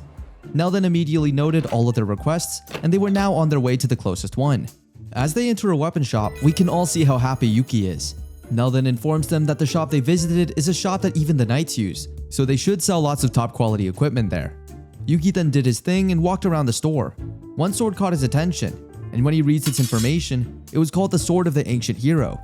It is said that a long time ago, a nameless hero raised his hand to protect others and defeated countless powerful opponents. However, this sword holds a mere fraction of its former power. Its quality is so immeasurable. Seeing how excited Yuki is, it seems like Luffy is happy that he looks like he has changed into something worthwhile. Yuki then starts to think about where and when he will use the ancient sword. He starts to think, what if he used to reforge the sword? Wouldn't the end result be something spectacular, he thought? When using alchemy, as long as one can run magic through them, one can use any amount of materials and combine them into one weapon. Yuki then asks Luffy if there's another thing that he could use as material. Yuki then asks her if she wants anything, he'll definitely get it for her. Luffy quickly shuts him off, saying that she doesn't need weapons. All she wants is food. Already getting bored of looking at Yuki and getting so amazed at his toys, Luffy quickly asks Yuki to hurry up, as there are still a myriad of places they're going to visit. With that said, they then went on to the next place. Now that they've already handed the hungry Luffy some money, he can now take his time looking around. Yuki then went on to visit the bookstore. As he smells the scent of the books, he quickly realizes that books are really quite popular in this world. He looks around, and when he finally finds what he is looking for, he immediately gets it from the shelves. Basics of magic, the book says. At this rate, he can't keep relying on the magic circuit for the magic transfer after all. That's why he's planning to improve it by leveling up his skills. With this book, he's able to make the most heinous weapon with tons of enchantment. You're seeing his fire life skill plus poison plus a little bit of burn, sleep, and freeze. He's able to reach his goals in no time. As he opens the book, he never thought he would have a hard time understanding the words in it. Although he can read it with his skill, if he doesn't understand any word, there's no way possible that he'll be able to upgrade his skills. Although he felt a little bit gleaned, he would not let such circumstances go against his plans. That's why such obstacles won't quench his passion. As a result, he plans to begin studying as soon as he gets back. Now it's time to meet up with the others once more. As he checks the map to see where Luffy is, seeing that she is pretty close, Yuki immediately makes his way there. As he steps into the buzzing market, he is astonished to see that a lot of men are trying to flirt with the girls. As a result, Yuki immediately jumps right in to quote-unquote save them. Yuki then bluntly states to the group of men that the two girls are his companions, so if they want to hit on the girls, they need to do it somewhere else. With his powerful and manly aura, it seems like the guys are immediately intimidated by Yuki's presence. Nell then immediately thanks Yuki for what he did. He then states to her that she doesn't have to take people like No seriously, as they will only get over themselves. Nell then immediately nods her head and states that she now fully understands. However, isn't Yuki handling everything too well? Yuki then states that it is all from his experience in his previous life. Now, Yuki then asks Nell once again to take them to a restaurant as they are now going to eat some delicious food. Hearing this made Nell amazed, as it seemed like the two hadn't eaten enough yet. With nothing she can do, Nell then takes the two to a very popular restaurant in the city. She then states how amazed she is at how the two eat so much. Now that she has said it, Yuki has realized that he has been hungry most of the time after they arrived at the city. Luffy then reasons that the mana in the city is thinner compared to the haunted forest after all. That's maybe why they always want to eat to supplement that energy. This made Yuki amazed, as the energy needed to maintain the body of a demon lord is that much. With that said, Yuki then digs in with his food once more. While eating, Yuki then remembers something to ask Nell about. He asked her what the governor said about the demon blade. Although she was a bit hesitant, she thought that maybe it was okay to say it. She starts off by saying that there were some other cases similar to what's happening now. Yuki then asks if Nell is implying that there are multiple people who own cursed demon blades. Nell then immediately states that she doesn't think there is any other demon blade owner. Cases like where someone who is kind-hearted suddenly becomes violent and starts killing people, or people suddenly going on a rampage and wrecking everything happens more often. Although it may seem like a coincidence, it seems like it isn't. However, it seems like such cases increased highly from the start of this month, and when the governor couldn't think of any reason for it happening, the story of the demon blade came up. Moreover, Nell also states that while they were interrogating those people, they said they got the demon blade from a certain person. Hearing all this made Yuki realize why the city is quite noisy. This means there is someone who scattered something that can make people go crazy, like that demon blade. Yuki then asks if someone is targeting the city. Nell then answers that she doesn't have anyone in mind except for Yuki and the others. Yuki then quickly states that they didn't do anything at all, which Nell is quite aware of. However, not everyone in the city thinks the same. That's why if Yuki still intends to sightsee, he must ensure to be careful as much as possible. Although Yuki himself might be okay, it would be dangerous if Luffy were to encounter someone strange. For the time being, Nell thinks that the best thing the two can do to ensure their safety is making sure to stick together at all costs. With all that laid, Nell then asks them what's their plan for the night. Are there still some places they want to go to? Yuki then answers that he has already finished all his objectives, so if there are any tourism spots they can visit, that would be awesome. However, not to spoil the fun, but it seems like for a rural city like this one, There's no such thing as a tourist spot, as the city is always jam-packed with adventurers day and night. That's why, to kill some time while having fun, the demon lord Yuki is testing on taking a guild quest. Outside the city wall, the three are preparing to finish a quest. However, it seems like Nell is a bit worried about Yuki's decision. Although she is quite aware of the fact that Yuki is very strong, however, the danger level of the two monsters he took is disaster level. With a wide smile on his face, Yuki assures her that he will be fine, as the monsters in the quest are weaker than the monster in the haunted forest after all. Yuki then thought, won't it be a cinch for Nell too? Nell then answers that if it is 1 versus 1, then yes. However, those two monsters Yuki wants to go against usually move in groups, so she just wants Yuki not to let his guard down no matter what. Yuki then had the time to tease Nell, stating that she was just so weak-willed. As a result, he then asks Luffy if she can show some of her powers. However, it seems like Luffy didn't like how Yuki talked with his teasing voice. As a result, instead of teaming up with him, Yuki almost got punched by Luffy. That said, Luffy, using her skills and power as the magical dragon, is able to sense a number of enemies even from a distance. Without any second wasted, Luffy then initiates the quest by activating her power. However, before she can even expel her magic, Yuki immediately stops her, as she almost uses the same spell she used to destroy Mofodira MK, Yuki's amazing robot invention. That's why before the landscape is scorched in fire, Yuki stops her at the right moment. Luffy somehow did hear out Yuki's request. That's why she then intends to use another one of her spells. Seeing a ball of water floating above Luffy's palms, Yuki then asks her what it is. When he thought such a small ball of water wouldn't really do much damage, he was shocked when Luffy released it, and it literally almost destroyed a small chunk of the forest. But it seems like the spell uses compressed water and makes a world inside it while increasing the pressure. So if there's any impact from outside, it will explode like a bomb. Seeing how powerful Luffy is made Nell so speechless. Well, it's true that Luffy is good at magic, but she can easily destroy a human city without using magic at all. Now that even made Nell amazed. Seeing how powerful Luffy is, Nell then asks her what her race is. She is so shocked, as if her soul literally left her body when Luffy tells her that she is an ancient dragon. Nell couldn't believe such a thing, as isn't the race known to be stronger from within the vibrations of dragon races. Yuki then enters the conversation, stating that Luffy is not just the one, but she is the supreme one of them all. Although she looks like a brat and her personality is like that, there's no doubt why most people don't realize her true identity. After hearing that Luffy is literally the supreme dragon that everyone fears, Nell couldn't grasp why she takes orders and follows Yuki all the time. Before Yuki can even answer Nell's question, Luffy immediately shuts him off, reminding him that she still has a reputation to keep. With that said, the two then continue to bicker while Nell looks at them happily and entertained.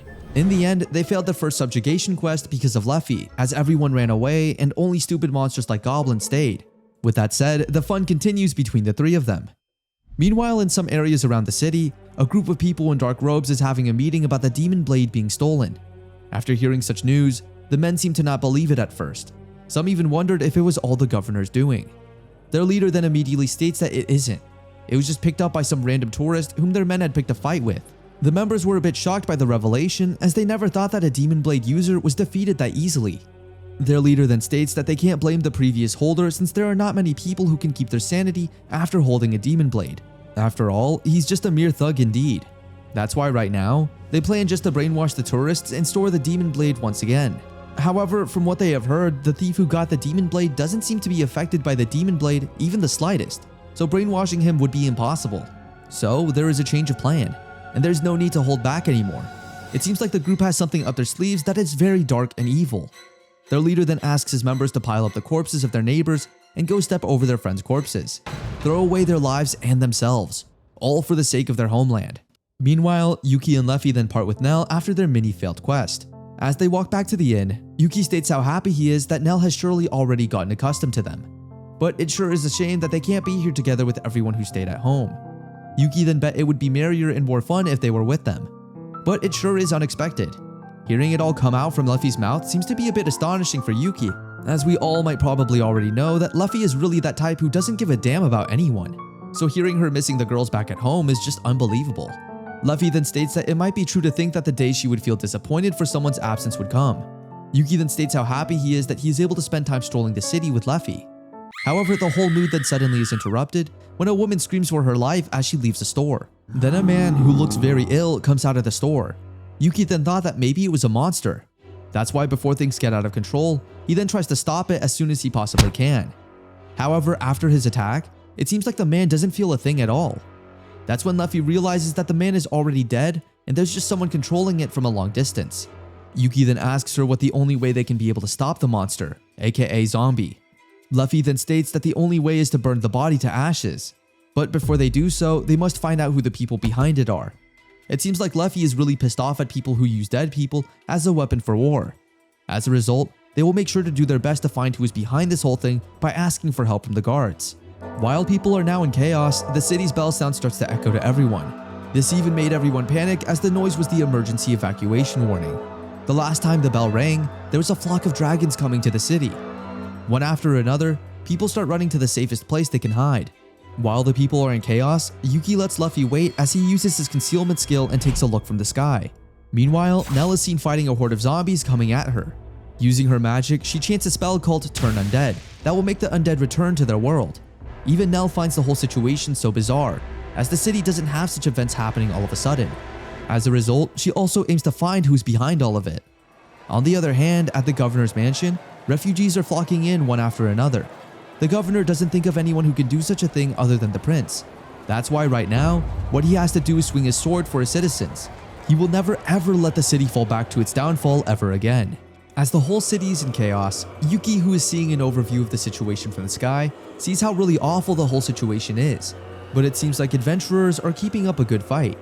As Yuki observes how the adventurers are fighting these zombies, he's able to notice that they cut off the zombies' limbs, then force them to drink the holy water.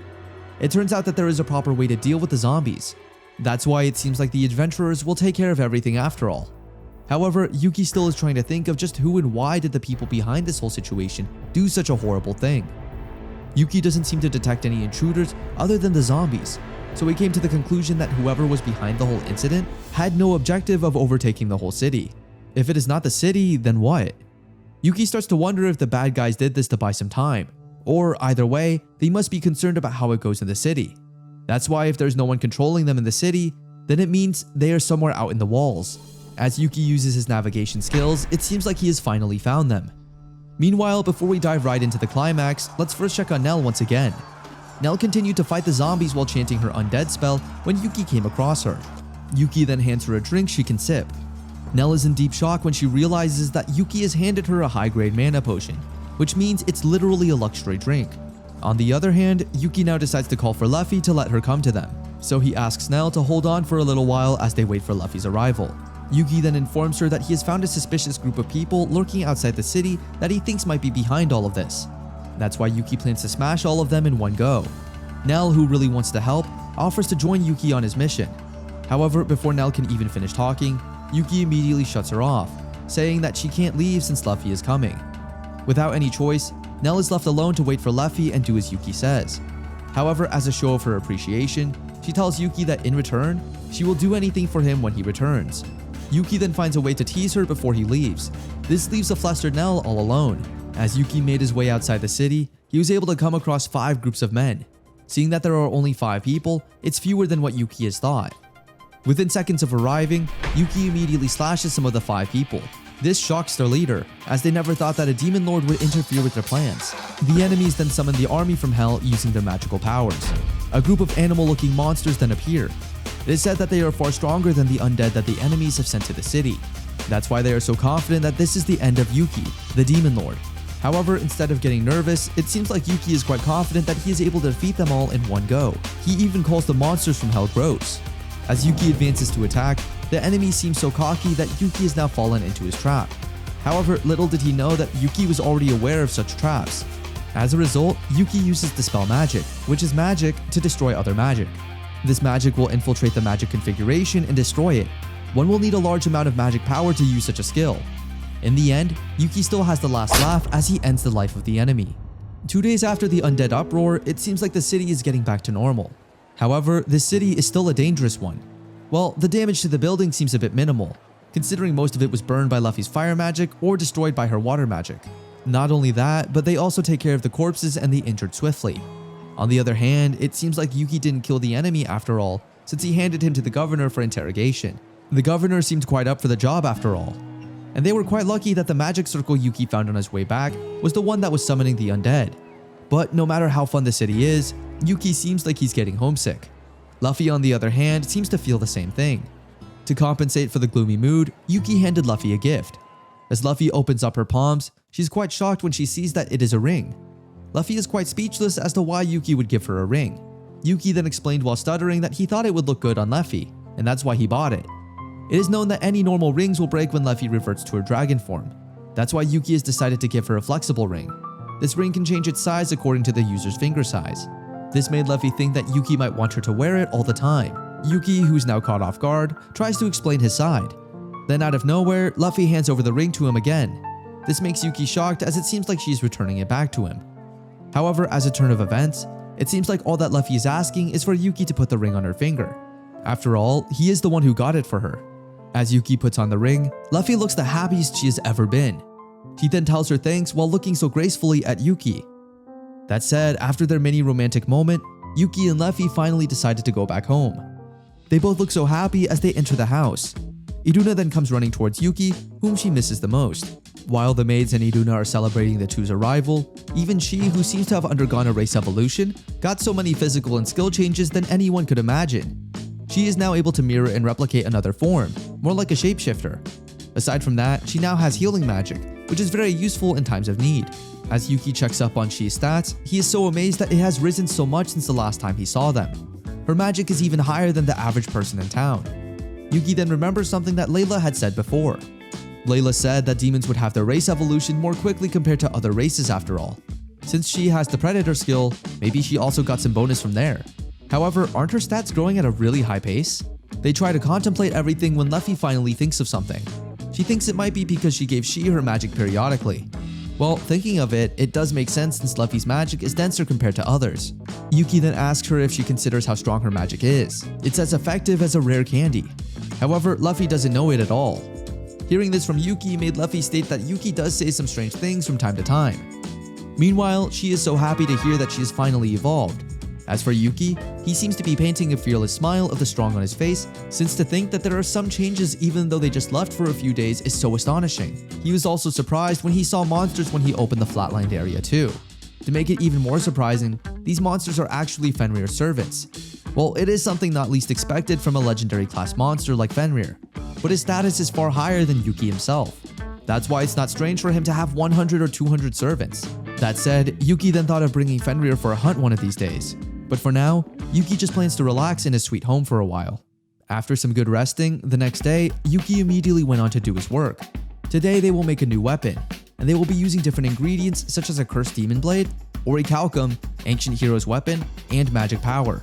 After you have prepared everything, you just need to use your magic power and let it flow to the ingredients as you activate your skill. And the finished product will look like an item called Zion. It is a rainbow-colored blade that has taken the shape of a katana, made by the demon lord Yuki.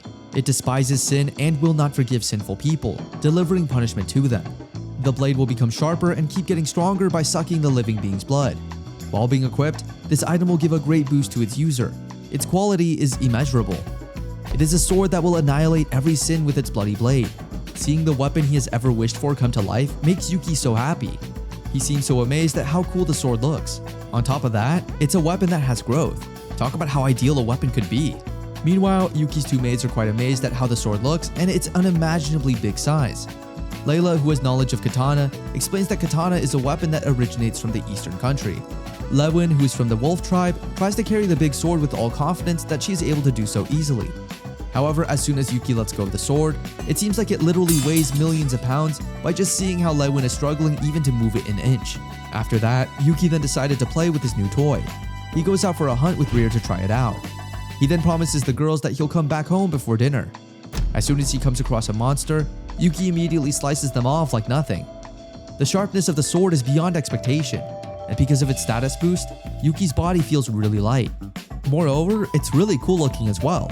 That's why whoever will get the sword in the future will be amazed. After such intense training, Yuki went back home to chill one more time. While he is reading his book, Layla then comes to asking him why he's reading a book in such a strange position. Yuki then answers that he wants to inscribe a magic circuit to Zion, but he doesn't understand a thing about it. That's why Layla, out of nowhere and quite surprisingly, made Yuki shocked when she offered him she'll teach him how to if he wants. She starts off by stating that, as many have known, to use magic, one would usually use chanting to create the frame of that magic, and then pour one's magic power to activate it. On the other hand, a magic circuit uses an inscribed word and symbol as its frame. Doing so, one doesn't need to do any chanting and just pour one's magic power into the magic circuit. If Layla puts it in the term of origin magic, she just asks Yuki to imagine putting all the images needed to cast magic into a drawing, as this is the easiest way to understand it. Hearing all this from Layla makes Yuki amazed, and at the same time, quite happy as he is now slowly understanding the whole concept of the magic circuit. Layla, who hasn't finished discussing her lecture, states that for starters, they will take a fireball for example. It will be divided into 3 circuits, which are making the fireball, maintaining the fireball, and shooting the fireball. One can also add options like controlling the shot fireball, or changing the shot fireball shape if they'd like to. So the magic won't be properly activated if the magic circuit is not fully connected. But if it's too big, the magic circulation will be slow. This means the magic circuit is like drawing without lifting your pen at all. Then, if it works as long as it's connected, the 3-dimensional circuit will work too. After such a long conversation, Layla then states that she'll leave already as she has something she needs to do right away. Meanwhile, Yuki has decided to chill for a while with Iduna and Shi. The next day, Yuki is seen having a great time with Luffy fishing. It seems like the whole gang is having a picnic once again. Even though the whole trip is quite amazing, it seems like Yuki and Luffy's bickering is never ending. As a result, even Iduna tried to stop them already. The whole family then is seen having the best times of their life, just eating and enjoying life. In the end, Yuki and Luffy seem to have a really soft spot for one another. After their trip, Nell then meets up with Yuki to inform him of something important. It seems like the prince has instigated a coup d'etat. Right now, the king and the princess's whereabouts are unknown. It seems like the Demon Lord has let his guard down so much that he literally got so comfortable and forgot about the enemy and the ongoing problem with the prince. It seems like the Demon Blade incident and the undead uproar were just distractions in order to buy some time. The real intention was to kill this governor's head in the means of confusion. Well, it all ended in naught since Yuki ended everything in a flash though. Well, although they have succeeded in having Alfiro's soldiers stay inside the city, all of that was against the expedition plan. Alfiro has the strongest army power after all. Yuki then asks if those men in black spit out that information. However, according to Nell, it seems like the authorities have used some drugs and brainwashing magic in the process to make the enemies talk. However, despite that, they couldn't get the information in their head as there was magic preventing them from speaking about it. And to make things even worse, the king and the princess have now gone missing. The prince's faction now controls the capital since the politics are completely under their control, and they can't really do anything about it. Now, if they only knew the king and the princess were still alive, they could raid the capital in the name of saving them. And if they know that the two have died, they can still raid the place to deliver punishment. However, currently, there is no information that can get the anti-prince faction to move, and the only thing they can do right now is wait for a sort of miracle. Even if it's just to buy some time, it's truly troublesome. If that damned prince keeps sitting on the throne and has full control of the army, isn't there a high probability that he will invade the whole place? Yuki then asks Nell what are the church's plans about this. Nell then states that if the hard-headed prince were to have political power, then he would surely put heavy pressure on the church. Or at least that's what Nell's speculations are based on the prince's past actions. The church is planning to rescue the king in the near future. However, for one, they can't really do that much. Yuki then states that he guesses it's a normal conclusion, even if they don't know whether the king is alive or not. As a result, Yuki is offered to lend his hand in the said rescue plan. Hearing this made Nell shocked. Although it sounds really reassuring, it seems like a bit too much for a literal demon lord like Yuki. Yuki then explains that since the current king is against the invasion of the haunted forest, then he is better off with him instead of the prince. Everything would end faster if you just assassinated the prince himself. But there might be problems coming from them searching for the culprit behind the assassination, and there is a risk that he might be found out. So it's better to move in another shadow for now instead. That's why Yuki has a plan to make sure the anti-prince faction works hard in order to defeat the prince. But he doesn't think that they will just trust and accept his aid, Nell states. It's not like they'll say it frankly like that. Knowing that being a demon lord would intimidate everyone, Yuki has decided to put on some masks or disguises. However, Nell thinks that his cover would blow up right away though, knowing how clumsy and unbothered Yuki is. However, with all assurance on his face, Yuki tells Nell to leave everything to him as he already has a plan in mind. With that said, the meeting has now ended and Nell makes her way out of the forest. But this time, not alone, but with Yuki. Yuki then says his goodbyes to the girls, who wish him to have a safe trip. Even Luffy, who is known to be such a cold-hearted person, gets closer to Yuki and holds his face, saying that just because she is not by his side doesn't mean he can go around flirting with other girls and come home late. Left speechless by what Luffy said, Yuki only says yes immediately. Luffy then states that it's all good as long as he gets it. She also assures Yuki that everything is in control as she will make sure the girls would be safe at all times. With that said, Yuki and Nell then hop on Fenrir and make their way to the capital. That night, the girls are having a girls' talk where they talk about how they feel so comfortable with Yuki. Lewin then reasons that she feels that the reason why it feels so cozy being around Yuki is because of his magic power. Luffy then agrees, as Yuki's magic power has a different nature based on the individual after all. Although it is a bit hard for Luffy to explain it, she doesn't really get it as well. But one thing is for sure, Yuki's magic power has a kind of power to attract others. Not only Iduna, but even the hero like Nell herself. She somehow referred to it as a womanizer talent. On the other hand, it seems like Iduna has something to ask Luffy for a while now. She is able to notice the ring that Yuki has given Luffy, so she is curious about it. When asked, it seems like Luffy was caught a little bit off guard, as she is now a bit flustered while stating that she is able to receive the ring from Yuki. Hearing this made the girls excited, as they thought that Yuki might have proposed to Iduna already. Iduna then states while stuttering that it's not the case at all, but the girls have now grown curious about what Luffy really thinks of Yuki, as they seem to get along well. There are even some instances that the girls are able to witness both of them being close at a glance. Luffy then only states that she doesn't know, since it's the first time she's ever experienced such a thing. It was her first time meeting someone who didn't face her with fear and hostility. It's her first time spending so much time with someone else. Every day sure is fun, but she hasn't had this experience in the past, so she can't really compare it. That's why she still doesn't know what she feels about him. With that said, their talk has continued throughout the night. Meanwhile, Yuki and Nell have now finally reached the capital. However, it seems like the whole capital is on high alert, as the walls are guarded very heavily. As a result, Yuki has decided to use his stealth skill to get in. Now this marks the Demon Lord and the hero duo charging in. After they have successfully entered the capital walls, Nell nags at Yuki for treating her a bit harshly during their unexpected flight. Yuki, who is also a bit guilty, says his apologies immediately. However, he had also emphasized the fact that he had warned her before he even lifted her off. Yuki, who has no idea how loud he speaks, almost caught the guard's attention. Nell immediately shuts him off, saying that she'll get incriminated in no time if anyone sees them together. Since the guards are already going their way, Nell has decided to shut her mouth as well and continue their bickering later. As the guards rushed to where they landed, Yuki and Nell left the place discreetly. As they take a peaceful walk down the capital's alleyways, Yuki somehow manages to notice that the place is awfully quiet. Nell then shows her frustration, considering she knows that the city is usually vibrant and not this expectably dull. It seems like current affairs have the capital residents scared for their lives. On the other hand, while Nell is getting all gloomy and sentimental, Yuki is seen putting on his disguise, an awkward mask. He decided to do so just in case, since he is, after all, the demon lord that everyone fears. He wouldn't want a bunch of baby-faced church folk to remember his face. However, despite his efforts, Nell warns him that he must not think that there's any point in hiding his face. But he must not grumble if they say they won't let him into the church's hideout. Yuki then states that by that time, he will move on his own however he sees fit. He will also state that it would be nice if they could twist the story into the church people overthrew the prince. Suppose he could get more information, he'd be really grateful. In the middle of their conversation, Nell notices something they didn't expect at all. A horde of zombies is now coming their way. Yuki then states that he knew something was up the moment they got to the capital, and since there were too many of them, they decided to take a detour. However, Yuki knows that they can't do that either, and it seems like Yuki was right. It turns out that due to his navigating abilities, he pretty much knows or has an idea where the zombies are. However, the only thing that confuses Yuki is the fact that the guards are just letting these things roam free, and it doesn't look like they're trying to get rid of them at all. This leads them to the conclusion that maybe the guards are doing such a thing on purpose. As a result, they ended up taking care of some on their own. Nell still uses her undead spell, which intrigues Yuki. After asking what that holy magic was, Nell then states that the church has taught her about it, and she teasingly states that she bet it will work great on the evil demon lord as well. As Yuki fights the zombies hand in hand, Nell effortlessly chants her spell and voila, everything is solved. As Yuki slowly observes Nell's spell chanting, he realizes that using a chant could affect the power output of his spell. Other than that, Yuki has also noticed that even though Nell doesn't seem like it, but she is actually quite scared of the undead. Nell then reasons that it's quite scary when one can't hurt the enemy, so she guesses purification magic might do the trick.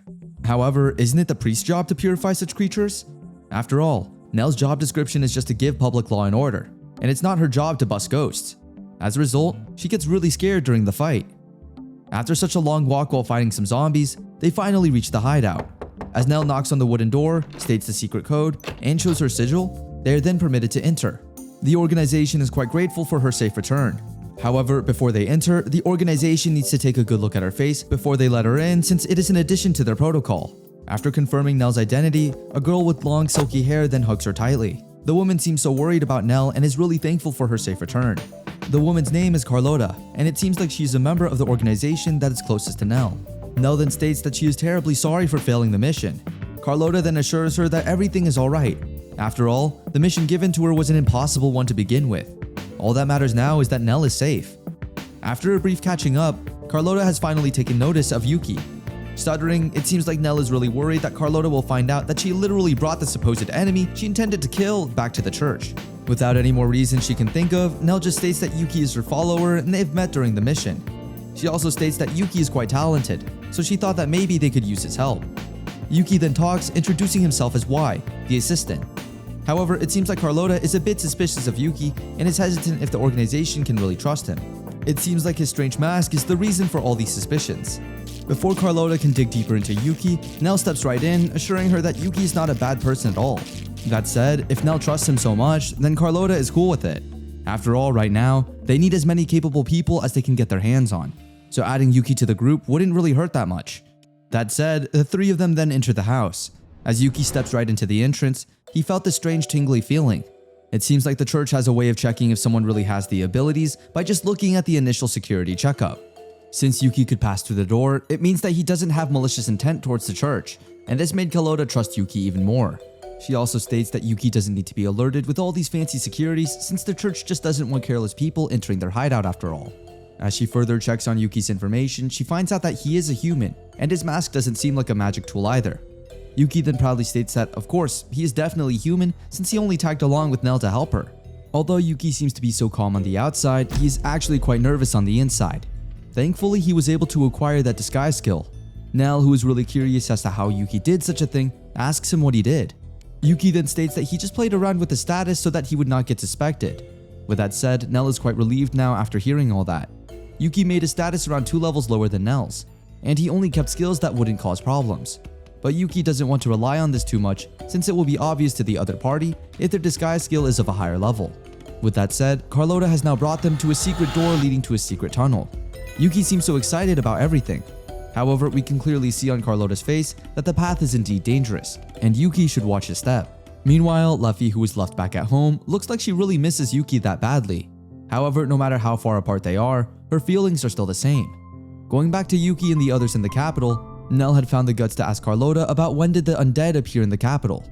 Carlota then states that the first appearance was reported about 2 weeks prior to Nell and Yuki's arrival, the same thing as the start of the Prince's Rebellion.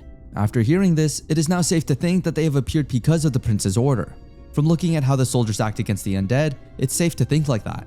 On the other hand, Yuki then thought that even if the prince really could control the undead, this is not something a man who is seated on the top of a country would do. Yuki can't seem to comprehend what the prince is planning to do.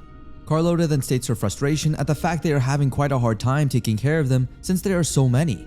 That's why the church has created an investigation team in search of the origin of the undead, but they still didn't find any clues at all. Knowing that Yuki has some ability to navigate anything from miles away, Nell asks him if he can help with the search, and it seems like Yuki is up to it as well. That said, he will give it a try as soon as the next day comes. With that said, they have now reached the end of the tunnel, and Yuki is in amazement as he sees a high-ceiling church with such glamorous decor. Carlota then informs Yuki that the church is always put under surveillance, so they can't really do anything using the main building, which is open to the public. Since they are about to have a strategy meeting, Carlota has asked Yuki and Nell to join everybody. With their mini introduction, it turns out that Carlota is an important person, as she is actually the Faldiana Holy Knights captain and the commander of the operation. Even Nell, who has high status, couldn't even defeat Carlota, no matter how many times she tried. She has a lot of weapon-related skills, and the levels are really high, and her dexterity is really high, just like Nell. But as Luffy said, no one can win with just stats alone against a person with high skill. A person without training can be a genius, but they are destined to be suppressed by a commoner with training. With that said, the strategy meeting has now officially begun. The plan aims for the remaining soldiers to infiltrate the royal castle. While they are distracted over there, half of the soldiers inside the city as well as the soldiers waiting outside the city will attack the headquarters of the prince's faction. The first priority is to rescue the king and the princess, and if possible, capture the prince. So this made Yuki think that the king might be imprisoned in the dungeon below the castle. Since he wants to threaten, he might as well save the king himself. The said operation will start at midnight tomorrow when the church bell rings. As the meeting was finally done, Carlota decided to take Yuki and Nell to some nice place where they could stay and relax. However, before they can even leave the hidden church, the group has found themselves yet in another fight with some lousy zombies. When Carlota asks her soldiers if they know the origin of the undead, it seems like nobody in the group knows where it is. Yuki then gets curious as to how did the undead even find them. It turns out that sewers connect the secret hideout. However, Nell did ensure that no one can easily get to where they are, as the sewers act like a never-ending maze. Aside from that, the prince's faction also uses a magic circle to make the whole plan possible. With that said, as they couldn't get the origin where the undead was coming from, Yuki has decided to give the group a hand as he would use his navigation skills to find the said origin. Yuki, however, keeps emphasizing that he might not find it, as Carlota might get a bit suspicious of his abilities. After some few minutes of navigating, Yuki is able to find the origin of the said dark force. The atmosphere in the said area was so dense that even Carlota herself could also feel it. After they find the right spot, Carlota uses her superwoman strength to break the walls down. There it revealed a sea of undead waiting to break free. Now it will just be a matter of time before they all get destroyed. The amount of the undead takes aback the party. Now the question is, what will they do now? It seems like the corpses drifted by the flow with the water and then turned into the undead right away. There's only one thing that describes this whole situation, and it's the fact that the prince's faction sure is ruthless. Nell then starts looking for the magic circle, which she finds right away. As they take a closer look, it seems like the prince's faction has used a hexagram magic circle, which means that they have to pull at least 2 of the stakes, since one needs to destroy 2 triangles made by using 6 stakes. However, it seems like Nell is having doubts about themselves as she starts to question if they can really pull it off in the midst of those undead. Yuki, who is very confident, then volunteers and states that he will take care of the undead and will leave the stakes to the others to take care of. With that said, Yuki then uses a water slide to annihilate the whole undead population. This made Carlota amazed at Yuki very much. As Yuki fights off the zombies, the others charge in to take care of the stakes. After a while, they are able to defeat the whole horde of zombies while finishing getting all the necessary stakes out. Yuki seems very amazed at how Nell and Carlota work hand in hand. However, it seems like some of the undead are still moving. It turns out that those are the ones that have been undead for so long that they have already turned into monsters. But now that the team has taken care of the cause of the problem, the undead inside the capital will soon be taken care of. Now they can finally focus on their main mission, which is to rescue the king and the princess. Nell then says her thanks to Yuki, who has done a lot for them. Carlota also states her sorry that the team can't properly show their gratitude now, but the least they can do now is give Yuki a nice place to stay. On the other hand, on the other side of the capital, after the enemies get the signal that the magic circle has been broken, thinking that the corpse they have planted has finished its purpose, now all they need to do is put up the final act. Going back to Yuki and the others, as they reach the outside world once again, Yuki tries to tease some kids as he acts as the Demon Lord. Well, he is technically the Demon Lord after all. As Yuki notices that the people are getting hungry due to the lack of food supply brought about by the war, which causes merchants not to be able to enter the capital, Yuki has decided to take everything under his control. After hunting some monster meat, Yuki also decided to make his own homemade spices, which made the stew even more delicious. The people seem to be a bit unfamiliar with the whole thing, as this is the only time they are able to experience such a festive event in their life. Even the citizens roaming around the capital, who have been able to smell the appetizing smell of Yuki's stew, have also decided to join the whole party. However, their happy times are easily interrupted when a group of soldiers from the castle halts the whole festivity. They state that there have been reports of the edict that says the food they are serving now is under the country's administration. The soldiers warn everyone, saying they will be labeled as rebels if they don't follow orders. It seems like there is another thing that is definitely far more troublesome than the undead has finally entered the scene. The soldiers keep on saying that Yuki and the others are eating lavishly, despite doing nothing while they are fighting for the country. The soldiers keep on calling them as rebels who have hidden the food from the country. Hearing the word rebel coming out of the soldiers makes Carlota furious. It seems like the soldier went big with his words. Before things get out of control, Carlota tells the soldier that these are the monsters that she has hunted herself, so there should not be any problems with what she does with them, she reasons. But it seems like the administration has already thought of it. The soldier then states that they are a food administration edict that the capital has implemented, and it is the duty of the citizens to follow it. Carlota then states that she has never heard of a case where the food collected by the army is being distributed to the civilians though. However, it seems like the soldiers have already gotten so full of themselves that they are starting to talk about honor, which they state Carlota and the others don't have. Without even hearing what the people are trying to say, the soldiers plan to collect all the remaining food. However, Carlota wouldn't get intimidated by such people. She even told them how they let the people eat their bodies. Carlota does believe that the soldiers have a more appropriate job than being a knight with a body like theirs. On the other hand, at the back, Yuki keeps on silently listening to everyone. He somehow couldn't believe that these Yankees were with the army. In the first place, why would Carlota let them off even though she can easily beat them? However, as Yuki tries to analyze the whole situation even more, he is shocked when he notices that there is someone observing them. So these guys are actually trying to rile them up by sending bad men or soldiers to the church. They want the church to raise its hands first, to declare defeat properly. While the heated conversation continues, a little girl bumps into one of the soldiers. Before he can even land his sword at the poor girl, Yuki jumps right in to help her. While the heat still is going, Yuki tells Nell that he will be going somewhere, as he will leave the place to them. Nell then asks him where he is going. He then states that he'll go after the guy who has been observing them, since it will be bad if he reports the incident. Seeing how brave Yuki is, Carlotta can't seem to deny the fact that he sure is skilled in many ways. That said, Carlotta then reveals to Nell that she already knows Yuki is lying when he says he is Nell's follower. This statement makes Nell freeze, as she never realized that Carlotta had realized it all this time. Nell then immediately states that Yuki is someone they can trust, and Carlotta does believe that. And she is somehow thankful that Nell has grown into a strong woman now. This somehow pushed Carlotta to start the operation finally. That said, they will now finally start the rescue mission to the castle. Meanwhile, back at the house, it seems like the girls are having quite a good time trying to help Luffy find out how she can get closer to Yuki. First, Iduna tells her that she should just show her wings, since it really makes Yuki so excited. Sounding so weird, they then moved on to ask Shi. She then gives a very broad and safe advice, and that is to stay together and be happy, since Yuki is seen as the happiest when they are all together. However, such a thing wouldn't help Luffy at all, so they move to Layla to ask for advice. Layla then states the most efficient and quite realistic advice, and that is for Luffy to simply state how she feels. At first, Luffy seemed a bit hesitant, but when Layla elaborated that it might be effective, her facial expression somehow changed for the better. Other than that, Layla has also stated that a little bit of skinship wouldn't be dangerous, as it will literally help her get closer to Yuki. This way she can lure him using her seductiveness. With that said, will the Supreme Dragon ever withstand Layla's training? It will only be a matter of time before we know it. On the other hand, Carlotta is seen talking with her people. After introducing who she is, she tells everyone that right now, they have just witnessed the current condition of the capital. Right now, the king is being held captive by the true rebels known as the Prince's faction. That's why Carlotta has emphasized that if they were to seize political power, the country's future wouldn't be that bright at all. That's why the church will now go forth to battle to return the capital to its rightful state. She then asks those who are brave enough to join their army. Since all the citizens are now hyped up by what they have witnessed, without hesitation, everyone agrees to join the battle with the prince. Meanwhile, Yuki is seen still pursuing the suspect as he runs across the capital. Noticing that the enemy is going to the royal castle, Yuki has even thought of leaving him alone and just better act alone to save the king and have a talk with him. Even though it was just a small fight, there were so many witnesses. That's why Yuki believes that the church won't just wait until night falls. As the enemy entered the door, Yuki then followed him inside.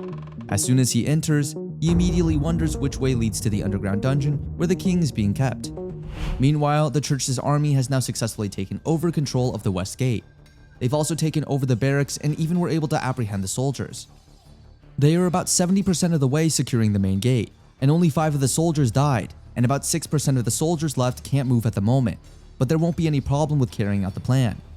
As expected, they can't do anything about the difference in their numbers, but thanks to the civilians rising up, the casualties are much lower than expected. Now, after a stressful fight, they let the injured rest in the back lane, since they still have much to do. Carlotta then asks if the enemies made any strange movements. One of her soldiers then informs her that the only thing they can think of is that they have a few foreign magicians in their army. It seems like these magicians are probably newcomers. Seems like the soldiers are not informed about it and are frozen in fear when they see the magicians controlling the undead. With that said, this just confirms that the undead problem in the capital was really the prince's doing. Carlotta then thought that if they had not destroyed the magic circle yesterday night, the casualties they have now could have been far worse. That's why she thought that she has to pay her debt to that masked guy, aka Yuki. With that said, she then called Nell as they were now going to the next objective. Nell immediately follows orders as they don't have that much time at all. On the other hand, Yuki is still struggling to find his way around the castle. Even though he had the full map of the palace, he can find the entrance to the underground dungeon at all. And if they didn't know the existence of the hidden passage, it wouldn't be recorded on the map anyway. Looks like there's some magic to stop infiltrators, and the castle magicians have already thought about it. This made Yuki wonder if one of the soldiers he saw had anything to prove that he is one of the residents there. As he checks the man, he is able to see a card. The card is called the Magic Authentication Tool. It is said that the owner of this magic tool will be unaffected by entry domination magic in a specific place. While Yuki is in the midst of this search and rescue operation, a palace maid then suddenly comes out from one of the rooms. As she is about to scream, Yuki immediately stops her by doing so. He then asks her not to scream and assures her that he won't harm her at all. He then states that he is just searching for the king and the soldier laying on the ground isn't dead. Hearing Yuki's true motives, the maid gasps in shock. It seems like the maid has now calmed down as she nods yes that she will not scream at all. After releasing a loud sign, the maid then asks if Yuki is really planning to save the king and the princess. As Yuki states yes, the maid seems to be so worried about the royalties as she herself even begs Yuki to save both the royals no matter what. She then offers to guide him to the entrance of the underground dungeon. With that said, the maid really did what she promised to do. As a result, Yuki then states that she should leave the palace immediately and bring all of her friends as she gets out, as things are about to get chaotic from now on. Sooner or later, this place will become a battlefield. With that said, Yuki then enters the said entrance, and as he walks down the stairs to the dungeon, he then thought that the king was a useless king, but seeing how the maid reacts, it seems like he has some charisma and kindness after all. However, if he were the prince's faction, he would kill the king right away. That's why this made Yuki think, are they keeping the king alive to have a public execution? Or is it simply because he has some empathy as the king's son? For now, Yuki knows he wouldn't have the answer. As he finally reaches the end of the tunnel, he's in shock as he witnesses a gruesome scene of a grown-up man beating the hell out of a poor girl. Before he can even land another hit on the girl, Yuki immediately stabs his knife to the man's back, stating that the man is creeping him out so much. This shows that the demon lord will do anything that he can to protect everyone's smiles. That said, it seems like the princess did accept all the punches and kicks for the sake of the kingdom. She wants to sacrifice and help her father in any way she can, as she is, after all, the princess of the kingdom. That's why even though it really hurts, she keeps telling herself that it is okay and that she will be okay as long as she perseveres. Even though it is already painful, she keeps telling herself that she just needs to think positively as help will surely come to them. That's why the moment that Yuki entered the scene, it seemed like the princess's pain immediately vanished away. Yuki then assures her that everything is alright now and that she will be good in no time. Seeing that his daughter is now saved, the king asks Yuki for his identity. Yuki, being the guy he is, shows off his demon wings to the king. Seeing that he is a demon, the king immediately gets worried for his daughter's safety. As a result, he then asks Yuki to let go of his daughter immediately. Yuki then states that that's so harsh for the king to say, even though he came this far by himself just to have a chat with him. He then states that the king is a useless man, as he can't even educate his son properly, so he must forget about protecting his daughter. Yuki then states his frustration as he is having some trouble since the king's idiotic son is meddling with his garden, the haunted forest. That's why he also states that he'll help the king in exchange for them not ever touching his garden again. Hearing this made the king shocked. He then asked if Yuki was the demon lord of the haunted forest, to which Yuki answered silently. The king then agrees with the fact that he is indeed a foolish king. After all, he is just an old geezer that overlooks his son's change of heart, thinking it's just a simple mistake. He then states that does Yuki really think that he can do anything at this point? Yuki then states that if he chooses to stay as the foolish king, he guesses the ones who will pay him back are the citizens of the kingdom, since no matter by whose order they had come, Yuki will kill everyone who trespasses into his territory. Also, aren't there still some people who have faith in the king? Yuki then informs the king that even the church is moving out to save him. Even so, does he still prefer to stay inside the cage, shivering on his own? Somehow, this made the king realize that as the parent of the prince, he must accept the responsibility for what their child has done. With that said, Yuki then breaks open the cage for the king to pass through. He also states that the king should not just go on and change his mind in the future. He then states that if he happens to kill the king or the people around the king, the one who will be sad the most is the princess after all. This made the king question Yuki if he wouldn't blackmail him, saying he would kill the princess if the king didn't listen to him. However, it seems like Yuki wasn't able to hear the question, and the king didn't say it again. With that said, the king just says his thanks to Yuki for saving his daughter from the hands of the evil ones. As they finally get back up to the palace grounds, Yuki is excited about the fight. He then encountered a group of soldiers roaming around. However, what the soldiers did made Yuki somehow confused. Even though he didn't land a hit, the soldiers acted so badly pretending to get blown away or injured just to retreat. This made Yuki somehow laugh, thinking that these soldiers were literal cowards. Even the princess had more guts than them. However, there are some soldiers who are actually fearless as well. The moment that they saw the king, they immediately rushed in their direction as they planned to captivate the king once more. Before they can even do so, Yuki uses his super strength and blows the said soldier away. Now that the captain has been beaten, the other soldiers have no choice but to retreat. On the other hand, first of all, Yuki needs to know Prince's whereabouts, and it seems like the Prince faction soldiers are fewer than he thought. Then one of the palace soldiers, who referred to himself as a prisoner of war, decided to come to serve Yuki. He states that the prince must be staying at his office or the throne room while his soldiers are all going to take care of the commotion outside the palace. Hearing that there was a commotion outside, Yuki immediately thought that it might be the church. As expected, they sped up the plan, Yuki thought. The soldier then tells Yuki to leave it to them to take care of the prince's soldiers, who might still be left inside the castle. They will also escort the king somewhere safe. That's why Yuki doesn't need to overexert himself. That said, if all goes according to plan, Help from the church will come shortly. Yuki then states that once the church arrives, the king and the princess must evacuate immediately. The king, who has a lot of thoughts right now, asks Yuki what about his son. Yuki immediately states that the prince will be dead by his own hands. The king then states that he fully understands, but the only request he asks is for Yuki to take him when that time comes. He promises not to hinder Yuki at all. Yuki then released a big sigh. On the other hand, Nell and Carlota, together with the others, have finally arrived. They are so happy seeing that the king is now safe. Seeing that Yuki is with him even made them shocked. Yuki then asks the king not to blabber things about him being the demon lord, as he has not yet revealed his true identity to the church people. Carlota then tells the king that he should evacuate with the soldiers immediately. However, he decided to just hand over his daughter, as he plans to really go with Yuki. Carlota tried to explain to the king that the situation had gotten worse, and the palace was now dangerous. It is now a battlefield, and in cases that he was to get caught up in it, the kingdom would lose its future. Looking Downstate says sorry for troubling everyone, but do you want to see it through with his own eyes? Carlota then asks if there's no way that the king would ever change his mind. However, it seems like he won't at all. On the other hand, using his skill, Yuki is able to detect that there is a danger coming their way, since as the skill level goes up, the area and position of the danger detection will increase. As Yuki turns his head, a man then attacks him from behind. The man is quite surprised that Yuki is able to block his attack. Yuki then states he doesn't have a hobby of being stabbed from behind. The man then states the reason why he decided to take the stupid mission was since he heard he could fight with the church's strong female knight and hero, but it seems like he is quite lucky that he is able to go against both in one fight. Nell, who is always worried for Yuki, asks if he is okay. Yuki then assures her that he is fine and that she should take care of things on her end quickly and leave the fight with this junkie with him. He even asks Carlota not to help in the fight at all since she will just get in his way. It seems like some troublesome guy has locked onto him. That said, Carlota tells her soldiers to take care of the princess and take her to a safe place. As per everyone else, they will have to come with her to capture the prince. But that said, the soldiers then assure that they will make sure to protect the king with all their might. That said, Carlota then leaves the place for Yuki to take care of, so the only thing she asks for is for him not to die since she still has a lot of things to ask him. They all then left, leaving Yuki with the junkie guy. He then asks the guy if it is okay for him just to let the king go away like that. The guy then states that his only job is to take care of the strong opponents, and the strongest from the church is Yuki after all. It seems like the guy is so happy and states that he is so lucky to think that he can fight a strong guy like Yuki. This made Yuki somehow uncomfortable and confused. On the other hand, it seems like Nell couldn't help herself but get worried for Yuki, since the guy that Yuki is up against is an adamantite class adventurer after all. Even Carlota wasn't expecting it since the guild was staying neutral. The guy's alias is known to be a war freak. Here's a battle junkie to the point that no one won't see a battlefield without him.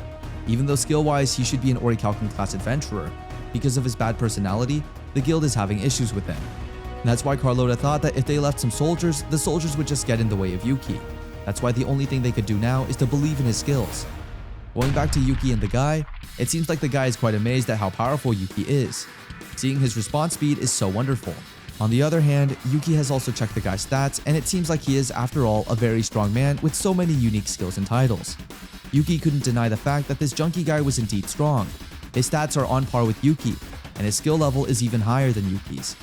This made Yuki think that he didn't come to the palace to have a battle to the death. He just hunts monsters for DP, and he wants to fluff Rhea's fur instead of having such a dangerous battle. The man then continues to hit Yuki in every direction, stating that he is burning with so much passion. Now that Yuki has grown so cold, and as every hit gets hurtful in every direction, Yuki tries to hit the guy as well. He then uses his magic powers to attack the guy, hoping he'll drown. If this battle drags on, it will be unfavorable for Yuki since he has much lower battle experience and skills. That's why he decided to defeat the guy swiftly using the only thing that he's far better than him at, and that is magic. However, as he tries to attack the guy in every direction, it seems like the guy is just so powerful that he even gets a chance to hit Yuki in his arms. As the sword pierces through Yuki's flesh, the amazement and pride on the man's face are indescribable. However, little did he know that Yuki had also thought of a plan as well. It seems like as he pierced the sword through Yuki's arms, Yuki also found an opening where he could also attack the guy by piercing his sword through his chest. The guy didn't notice it at first, but as the tingling feeling of pain started to rush in, as well as the pool of blood flowing, the guy suddenly got weak as he found himself kneeling on the ground. Seeing that his enemy finally got defeated made Yuki relieved as he will now not worry about not ever returning home. Just thinking of Leffy somehow made Yuki so happy and sentimental. Inside his head, he thought that even though Leffy is about 1,000 years too early, to challenge a demon lord by herself is something admirable. On the other hand, back at the demon lord's lair, the girls are seen looking for Leffy, who seems to have taken a walk but hasn't come back yet. She is then seen feeling the breeze of the air through her skin as she sits at the end of a cliff, spacing out a lot lately.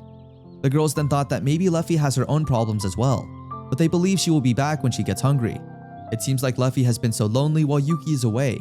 This just shows that a wavering heart brings out new questions.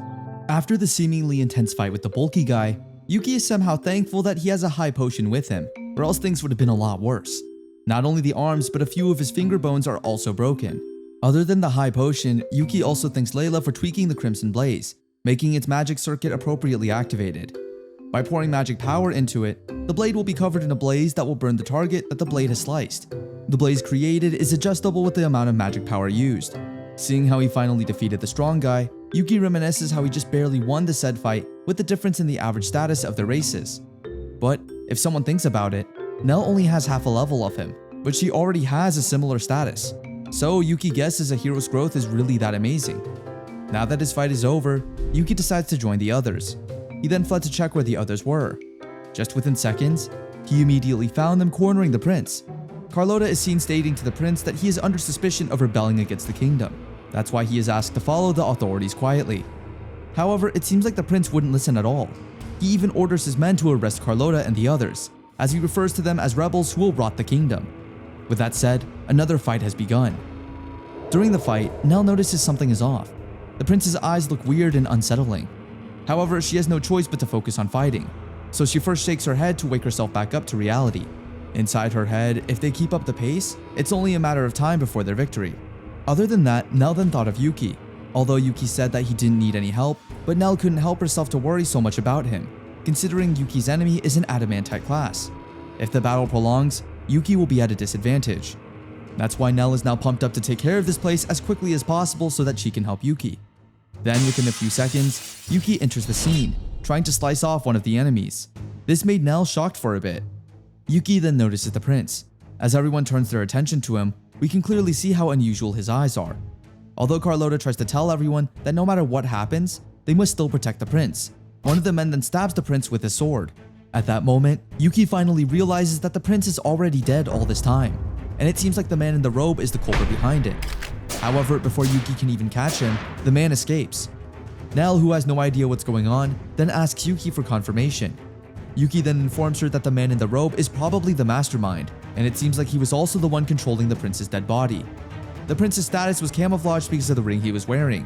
When one uses the ring of falsehood, it can show false information to another party who wants to inspect their status. And as Yuki checks on it, the magic circulating around the prince is similar to that of a hooded man's. That's why he plans to go fly and pursue him. So Yuki leaves everything to Nell. He wants her to take everyone's attention for a moment. However, before he can finish his sentence, a magic portal opens, releasing a huge undead monster. At this point, things are getting worse than they already are. It is a giant corpse that is nearing. The question is, what will the group do now? Yuki is somehow amazed by the fact that the enemy has left him quite the perfect example of a hindrance. However, he couldn't possibly leave the group with such a huge monster creating so much havoc. As a result, instead of immediately going off and chasing the culprit, Yuki decides to fight the monster first. Yuki slices one of the monster's arms. Although the monster might be walking slowly because of its giant body, but its punch is sure fast. However, things are about to get worse as it seems like the monster has the ability to reform his injuries. With that said, Yuki is somehow amazed but at the same time grossed by the regeneration skill of the said monsters. Seeing that Yuki is struggling for a bit, Nell jumps in to try to help Yuki in any way she can. She then chants her undead spell in hopes that it will work like heaven, the same way it did with the other zombies. The soul who has diverged from the law of nature, return to the world you belong to, Nell chants. However, it has no effect at all. So Nell wonders what they should do now. Yuki, who is quite smart at thinking rationally, thought that the monster was, after all, still an undead. Yuki wondered if Nell could use stronger holy magic instead. Nell then states that she can. However, it takes time to chant. So while Nell is focusing on chanting her holy magic, Yuki has decided to fight the monster to divert its attention to him. The others have also offered to help Yuki. Now that everyone is doing their best to fight the monster with all their might, Nell focuses on her holy magic. However, despite how much they try, it looks like its regeneration speed could be faster. In the first place, Yuki is not the type who unleashes an endless combo attack. To make it worse, his Crimson Blaze is also not working now. On the other hand, the soldiers can't really do anything to help either. When things are about to get worse, Nell has finally perfected her holy magic. She then tells everyone to move away as she casts her magic. As she releases it, the monster flies to the end of the room. It looks like Nell is shooting some cannon or something. Carlota, on the other hand, cheers her to pump her up. However, it seems like it didn't affect the monster at all. When Yuki tries to slice it, he is easily swayed away. Yuki then reasons that he might have let his guard down a little there. As he wobbles in embarrassment, Nell is speechless at what she is witnessing. She then tells her sorry, considering her attack didn't help much since the monster is still regenerating. However, Yuki thinks otherwise, since if they take a closer look at it, it seems like Nell's holy magic really did affect the monster in some way. After it takes a hit from her magic, its regeneration speed is clearly reduced, so Yuki wonders if Nell can go for another round so that they can finally win the fight. Nell then stated yes, but she needed a bit more time. Yuki then hands her a drink, which will help her produce holy magic faster. But before anything else, Yuki started a strategy meeting with everyone. His plan at first is to wait for Nell to shoot her holy magic, and then when it has already hit the monster, they will wait for the monster's regeneration speed reduction to reach its peak. After that, Yuki plans to slash it into parts himself. After it is cut to pieces, Carlota orders the soldiers to take it and bring them further away from each other. This way the monster wouldn't be able to regenerate that easily. Carlota then states that hearing Yuki saying it casually sounds like a stupid strategy, but she guessed there's no other way. Yuki then reasons that since the caster is not there with them, he believes there would be a range limit to its regeneration ability. It's not like it can grow severed limbs every time it's cut. That said, Carlota and Yuki will now do as they have planned. Yuki also takes it into his own hands, the soldiers who are weak and scared even to lift their swords. He tells them not to just dawdle around. If they do, they can go home and curl up on their bed. Soldiers who don't have any will to fight are just plain hindrances. While Yuki is telling his sermon, Carlota informs him that the monster is already reacting to Nell's chant. Guess it really hated the holy magic that much. The monster looks so angry and annoyed at the same time. As he rushes toward Nell, who is preparing her holy magic, Yuki and Carlota make sure that he must not reach Nell at all. Seeing that Carlota is fighting, her men follow her to the fight as well.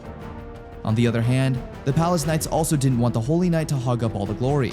As a result, they finally decided to swallow their pride and stand up for the country's future. As everyone tries to fight the monster, Nell has finally finished chanting his holy magic. As she casts it towards the monster, Yuki then slices the monster vertically, making it into two. However, Yuki suddenly gets shocked when the monster grips him tightly. He panicked for a bit, but after a while, the monster eventually released him. Although he was shaking in fear, Yuki tried to look strong, cursing the monster and telling the monster not to even think he could win a strength battle against the one and only Yuki. Carlota then asks Yuki if he needs any help since it really seems like it. Yuki then quickly states he doesn't need any help at all, so Carlota can take care of the other half if possible. With that said, Yuki then drags the monster's other half as far as he can from its other half. When he finally is close to the outside, Yuki slices it into parts and throws the pieces away. Nell then asks him what he will do if the parts start regenerating in random places. Yuki then states that if it really has that high tenacity, he guesses he has to throw in the towel, but it seems like everything is going to be okay.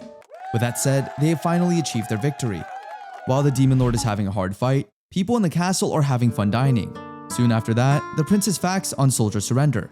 Also, inside princess supporters, there are quite a number of mayors in rural areas, so it might take some time to restructure the capital's political condition. By the way, most of the open seats made by this incident are being filled by the church. And as for the king, he decided to reclaim his throne until the chaos in the country had gone down. Somehow the king is devastated at the fact that his son, who is already dead, was being controlled by a demon. Somehow regretted the resentment he gave to his son, not knowing that his son was being controlled. Well, as for Yuki, he came here thinking he'll kill the dumb prince and end his trouble. But instead, he found out that the one behind this incident is a demon. His true identity is safe for now because of the mask and disguise skill. But if the prince invaded the haunted forest because of the demon, then it would be really troublesome. Could the demon be trying to take advantage of Luffy to destroy the country? While Yuki is contemplating everything, the princess he saved from the dungeon says hi to him. With a huge sunshine smile on her face, the princess tells Yuki to call her Errol. Together with her family, they say their kind thanks to Yuki for helping them. Errol, who has been calling Yuki a hero non-stop, somehow makes Yuki feel bad. So instead of lying to a child, Yuki tells Errol that she has been wrong all this time, since he is not a hero. So he tries to scare Errol by showing his demon wings and stating that he is a really bad demon lord. However, instead of getting frightened, Errol looks so amazed by Yuki's cool wings, just like the way Luffy looks at his wings. With much calmness on her face, Errol states that he has heard demon lords usually kidnap the princess, and instead of running away, the princess even asks Yuki to kidnap her. Awkwardly, Yuki states yes, if he feels like it. Hearing this made the princess excited, stating that she would be waiting for Yuki. The king then tells his daughter to leave the room as he wants to speak with Yuki alone. As soon as Errol exits the room, Yuki tells the king to teach his daughter to be cautious. The king then states he's sorry, but he thinks it's because Errol believes Yuki won't hurt her.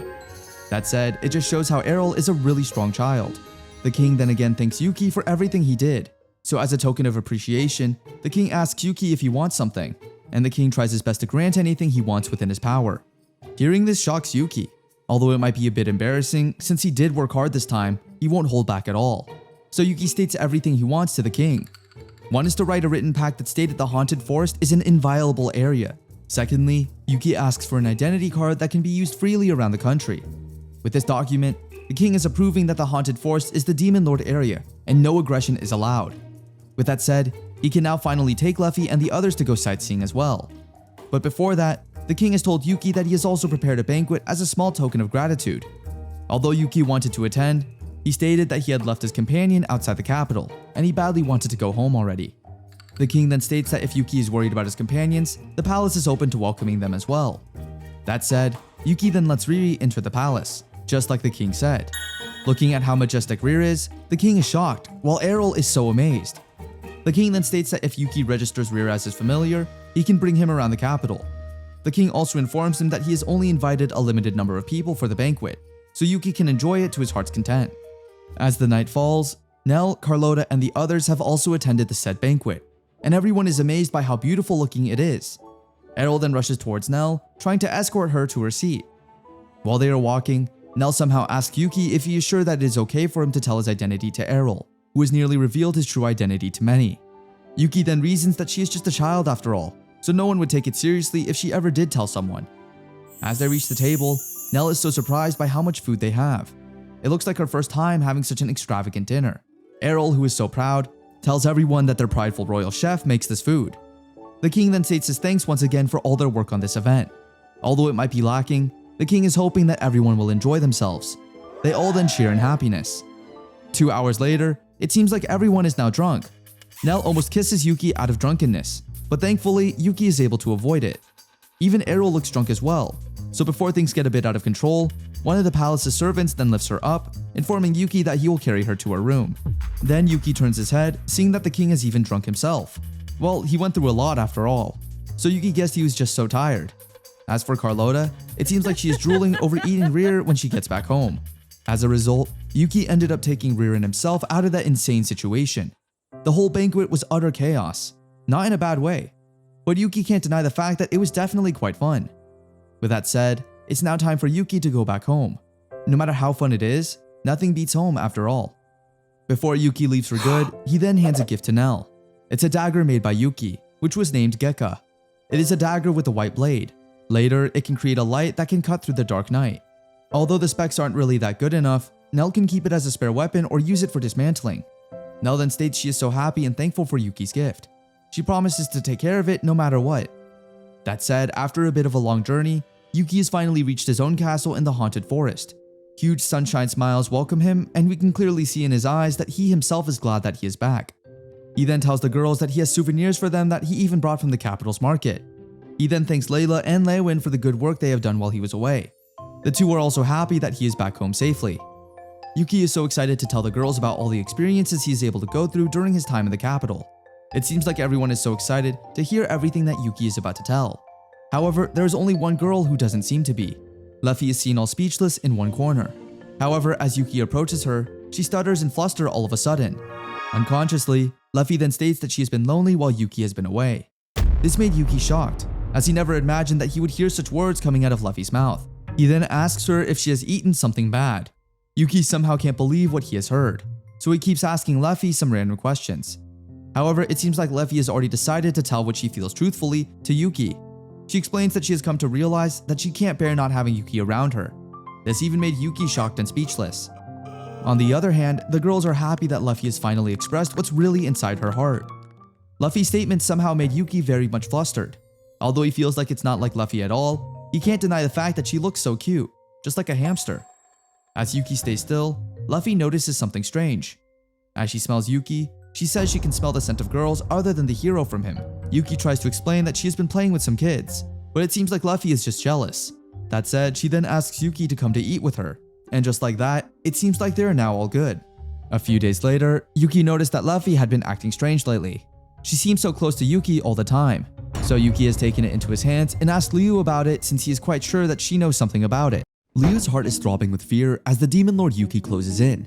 As Yuki asks her if she has any idea about why Luffy has been acting strange lately, Liu's eyes start to tear up as she gets speechless, not knowing what to tell the Demon Lord.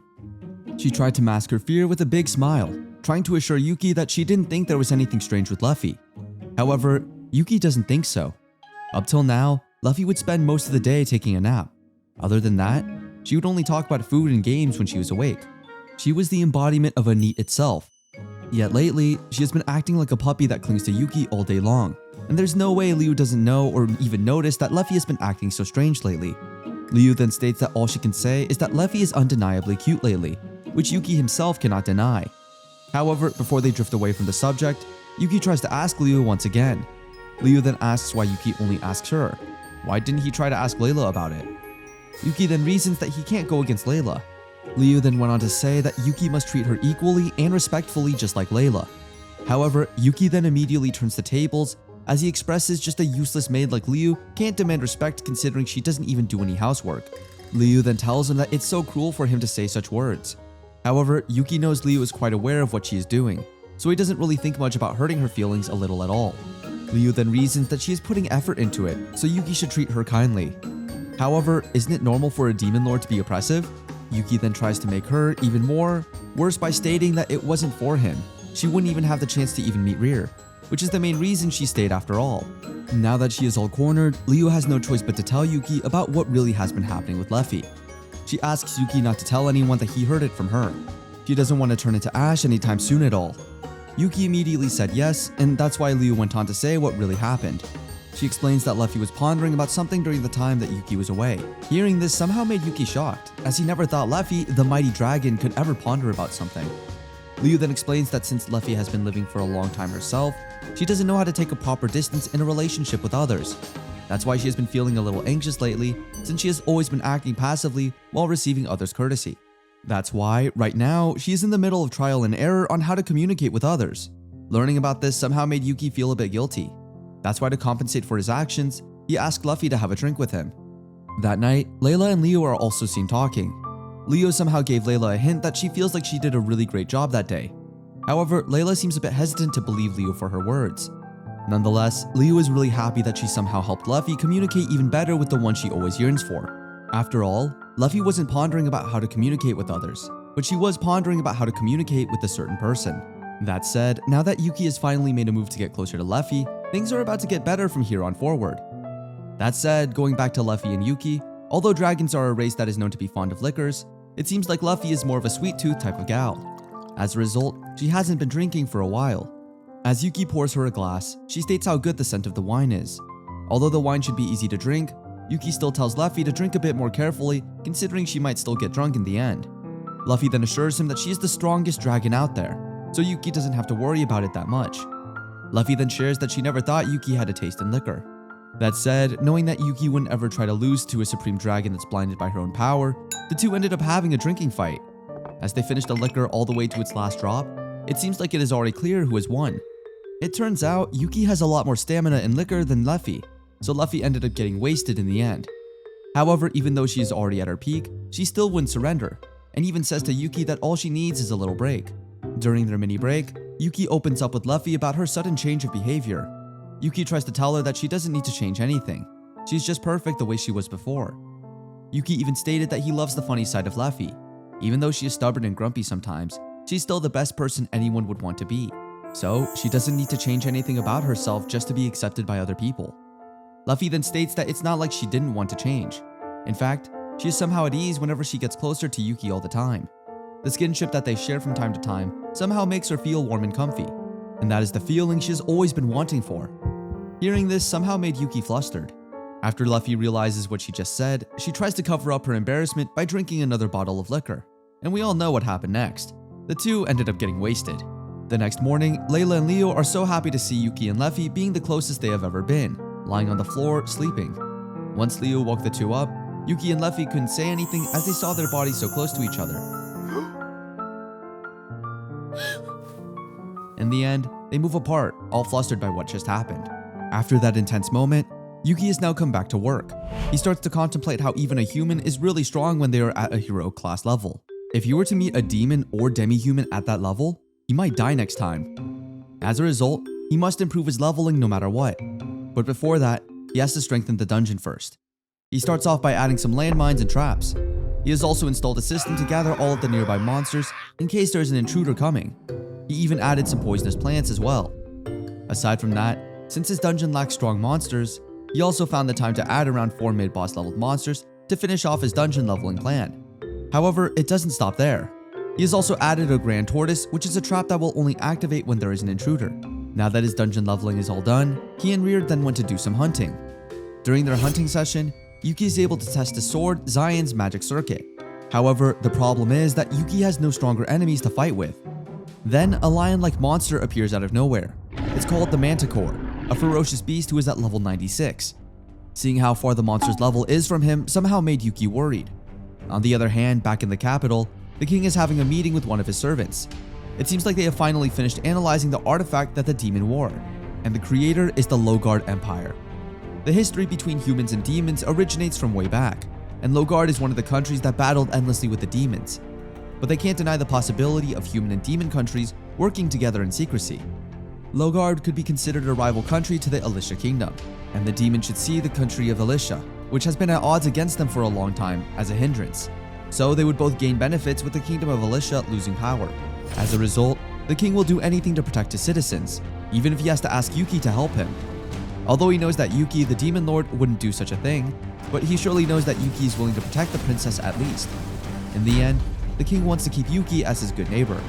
Back in the haunted forest, Yuki is seen fighting the Manticore with a sword. As he finally finishes the fight, he is somehow amazed by how his sword changes so much. His sword can even do telepathy. To make good of his time, Yuki has decided to make his sword a handmade scabbard. Although Zion is a bit picky, in the end, the blazing sword ends up choosing the cute one. It is then revealed that when Zion gained his senses, the first ones that came to him were grief and wrath, anger and sorrow, fear and screams. In short, it was just a swirl of negative emotions filling up his consciousness. He tells himself that the one who swings him will scream in happiness with anger, sorrow and fear, and thus new grief and wrath were born anew, unless he himself is caught in such an endless chain. Then while Yuki is checking on his stats, a mysterious girl then appears. Could it be Zion, his sword? It turns out that he was actually a she.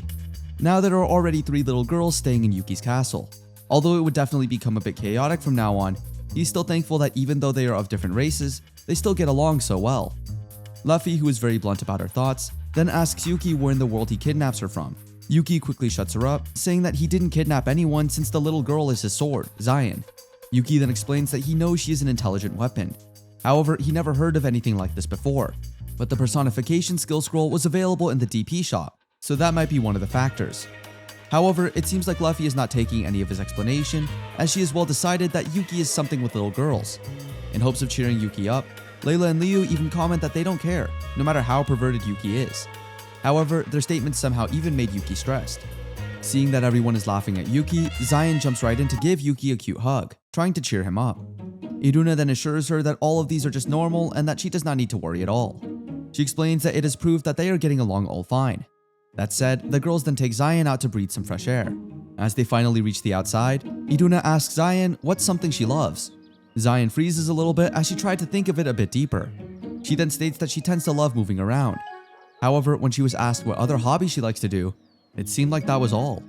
As a result, Iruna tells her that from that day forward, they will try to find other hobbies Zion would definitely like. After all, having so many things to do will make every day fun, and surely, this will make anyone excited to wait for tomorrow to come. Hearing Iruna smile so brightly somehow made Zion have some second thoughts about her perception of the world. All this time, she thought the world was full of cruelty. It's an unending chain of misfortune, as if one is sinking into deep bottomless darkness. However, seeing everyone around her being so happy and cheerful somehow made her think that maybe the world she thought was bad wasn't as bad after all. Meanwhile, in the depths of a dark cave, a dragon named Gyuga is seen entering. The bigger dragon tells him this is not a place he can come to as he pleases. Gyuga then, out of nowhere, starts asking why would the bigger dragon not do anything despite having the power to beat down the world. The big dragon then laughs a little, stating that for a brat who has never set foot outside the village, Gyuga sure talks big. Conquering the world is such a troublesome thing to do, and is something that he hopes to avoid as much as he can. Gyuga has grown arrogant since the young ones have been talking to him. Gyuga then fires back, stating that for a dragon as big as him to have grown senile is just saddening. As a result, the said Dragon King roars so loudly that it will soon shake the world above. On the other hand, back at Yuki's castle, the kids are so excited to witness a very intriguing science experiment. Layla, who has never heard of the word science, then asks Yuki about it. But since Yuki is not knowledgeable enough to explain it in detail, he asks everyone to watch and see it for themselves. For their mini experiment, Yuki lights up a candle and puts it inside a jar. He then asks the kids why the candle is burning and what is causing it. Iruna is lively and raises her hand, stating that it is because of magic. Yuki already knows that Iruna would answer it this way. And that's why he then went on to ask Luffy if she could feel that the fire consumed magic power. Upon checking, Luffy concluded that it doesn't. This made the kids shocked since, all this time, they thought it was all magic. To make things even more exciting, he puts a lid on top of the jar, extinguishing the fire. Seeing this made everyone even more intrigued, so Yuki explains that this is because of oxygen in the air, which is used to fuel a fire. The flame goes out when the lid is put on because the oxygen inside is used up. That said, this proves that even though the world Yuki has reincarnated in is magical, it doesn't really mean it lacks the basic elements of life. It's good to know that although everything in this world has similarities to the world he lived in the past, it still has some big differences that make it unique. Now that everyone is amazed by the new knowledge they have learned, all of them start playing with the kids to have a fun time. They played and played until it was already snack time. Fast forward when things are now quiet, while Yuki is chilling reading a book, Luffy enters the room. The next thing that happened wasn't something that Yuki had ever anticipated. As Luffy steps right in, she immediately asks him to go out on a date with her. This sucks the soul out of Yuki, but he immediately answers it with a yes. Luffy plans to go to the mountains, which makes Yuki excited since it means they're going hiking.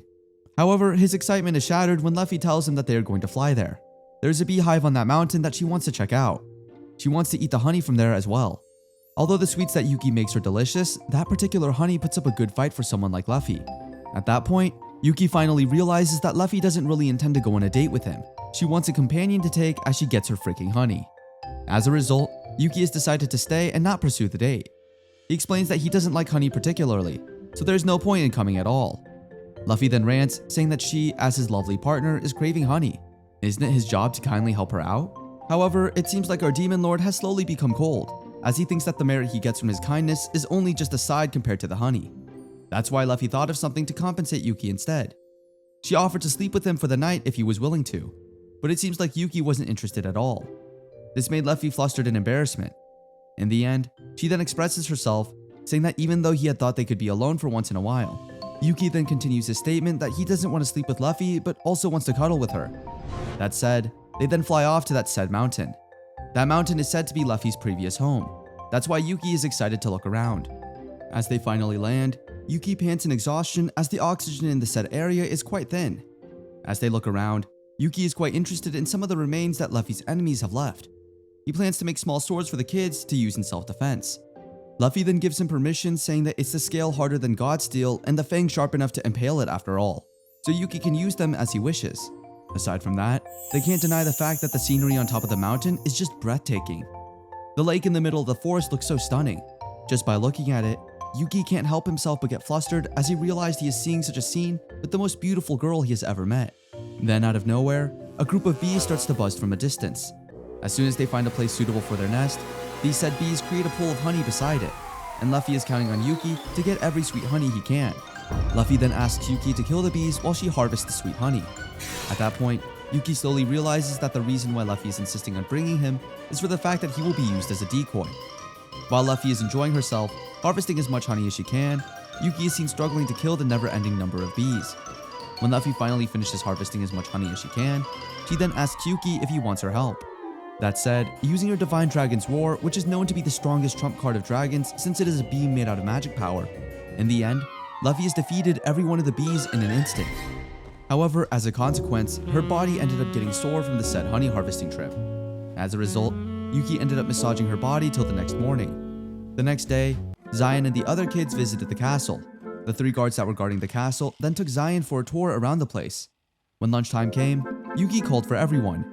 He's so happy to see that Zion is having a great time with everyone. It seems like she is already getting along with the girls.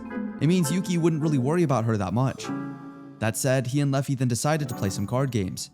While they are so into the game, Yuki detects some intruders coming inside the forest dungeon. At that moment, Luffy already knew who it was, so she asks Yuki to stay as she would take care of everything. However, Yuki states that she might need his help at any moment.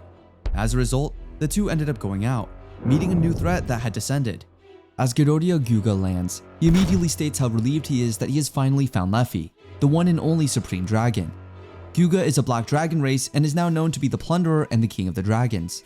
Gyuga is in disbelief as he sees Luffy mimicking humans. Luffy then states that she should be the one asking the question, since why would a brat like Gyuga even become a dragon king? Luffy then asks what happened to Belm, as she doesn't think that the ancient dragons will obediently bow their heads to someone like Gyuga.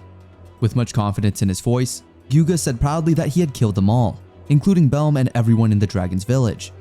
This is his only way to become the Dragon King. Now that he is finally it, he plans to proceed in conquering the world since there is no one who can stop him now. That's why he has come to visit Luffy, as he hopes to welcome her to his schemes. According to Gyuga, if he and Luffy combine their power, conquering the world will be a breeze. Although his plan seems reasonable and quite appealing, the fact that he also wants to make Luffy his wife is a big no-no. The moment Yuki hears the dragon's plan, he immediately states that Gyuga should just shut his mouth as he sure is a noisy one. It seems like Yuki isn't allowing anyone to marry anyone.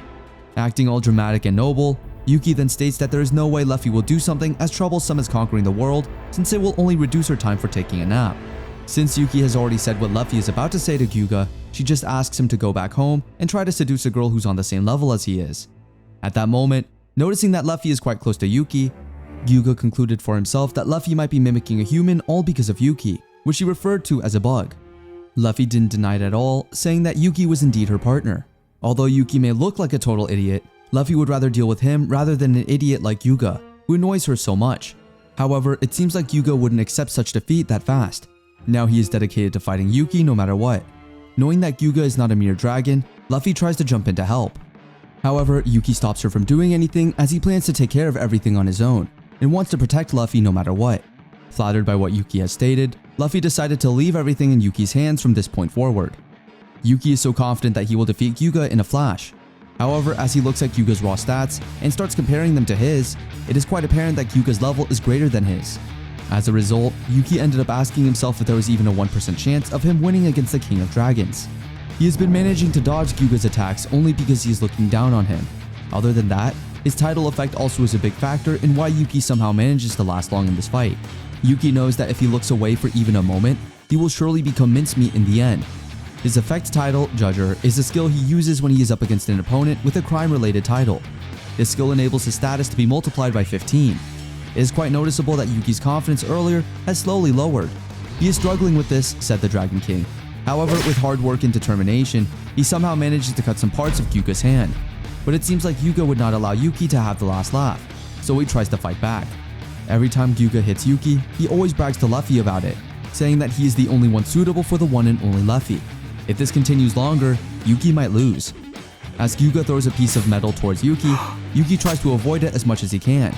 To think that Yuki hadn't died yet makes him quite a persistent opponent. But Yuki is still in a dire situation, so is there any chance of a comeback while being cornered by such a strong opponent?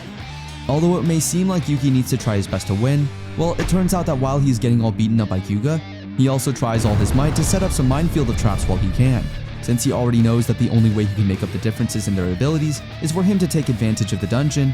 That said, it seems like Yuki's plan is starting to show off. But Gyuga seems quite aware of what is happening. As a result, he tries to predict and avoid Yuki's schemes of attacks. But he just ended up falling for the magic induction trap. His attacks are powerful and fast, but his movements are simple and forceful compared to Luffy. He most likely has very little combat experience than Luffy.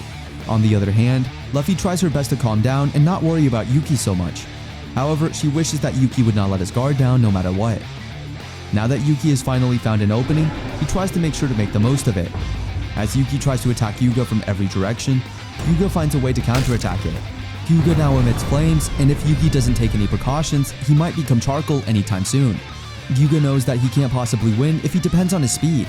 That's why as much as he can, he tries to utilize his firepower to its maximum. It seems like it is somehow working, as Yuki is definitely in his worst state now. On the other hand, back at Yuki's castle, everyone is so worried for his safety. A while ago before the fight began, Yuki had asked everyone not to go outside until Luffy and came back. And now that the girls can feel how the ground has been shaking a lot since a while ago, it makes them so worried and sick. However, to compensate for their worries, the girls try to be as positive as they could, saying that Yuki is definitely the strongest man out there. Little did they know, Yuki was literally struggling, wounded, and now in pain after his unexpected defeat. However, it seems like Yuki has a lot of willpower that even though he literally lost one of his arms, he still tries his best to fight once more. He tells himself to endure all the pain for the sake of protecting the girls. He can't just stop yet as long as the dragon is still here, alive and breathing. Gyuga, on the other hand, whom all this time has thought that he had already killed Yuki, is now trying to brag to Luffy about how strong he is.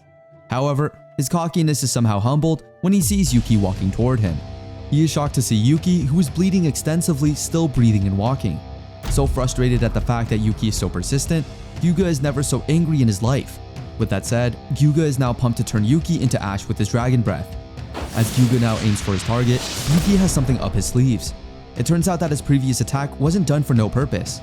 Everything in the dungeon is the owner's, which means it's all Yuki's property. This attack is something that Yuki has worked on for a while.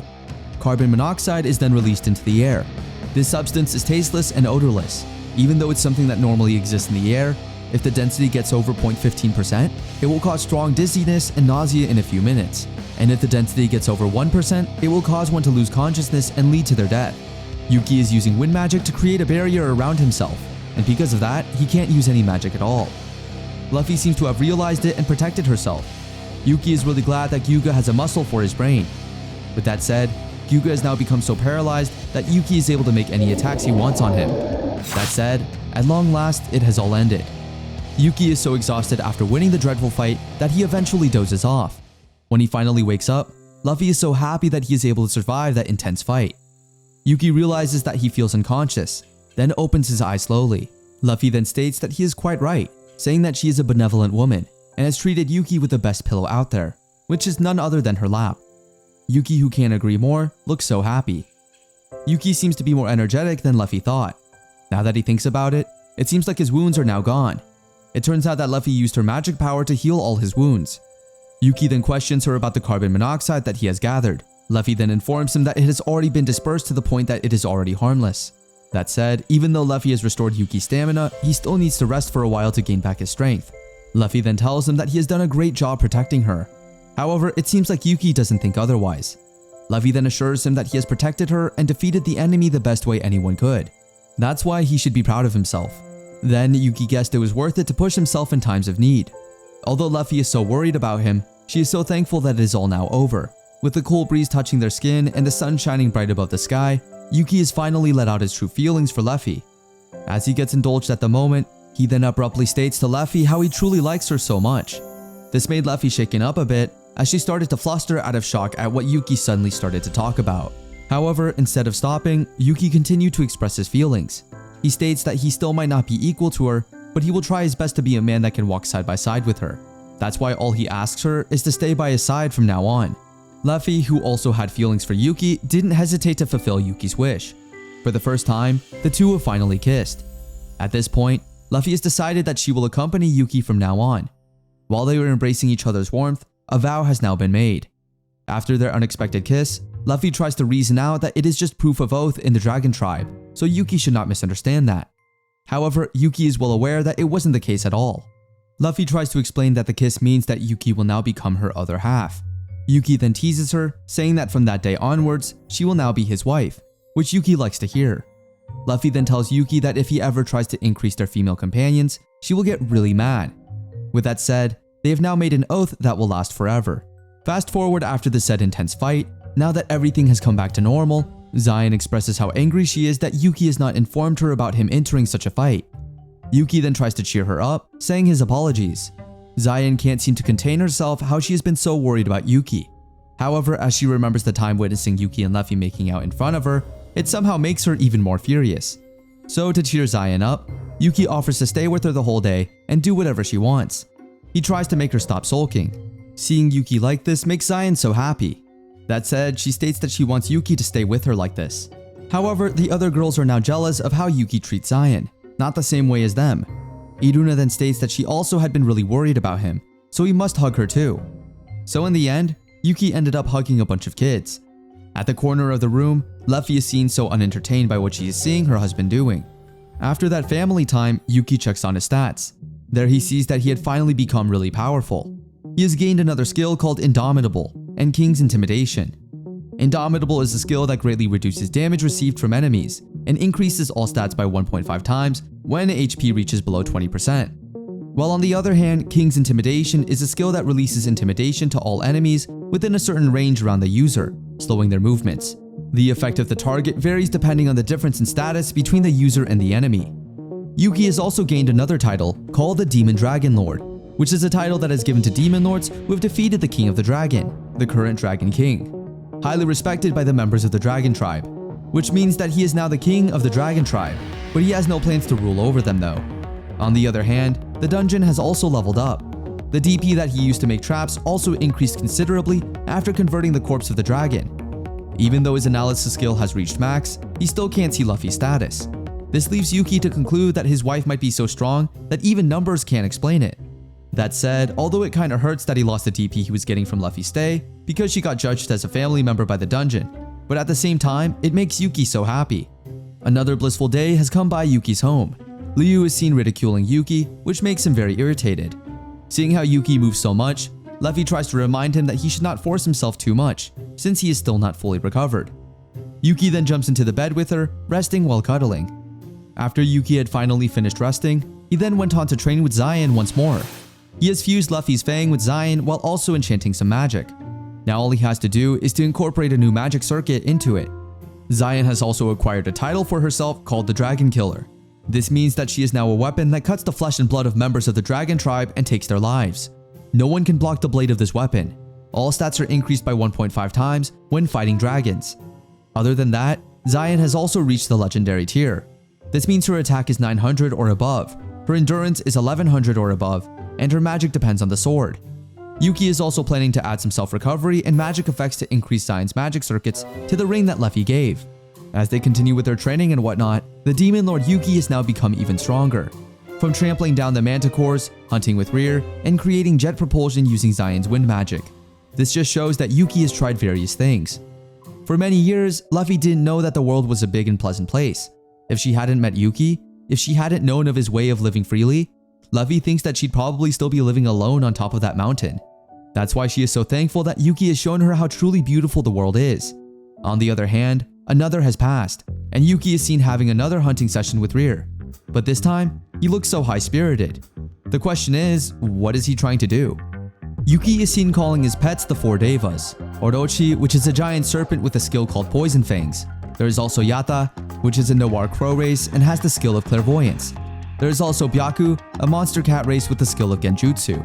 And lastly, Seimi, which is a water fairy and has a special skill of water manipulation. As every one of them is summoned, Yuki introduces himself to them all.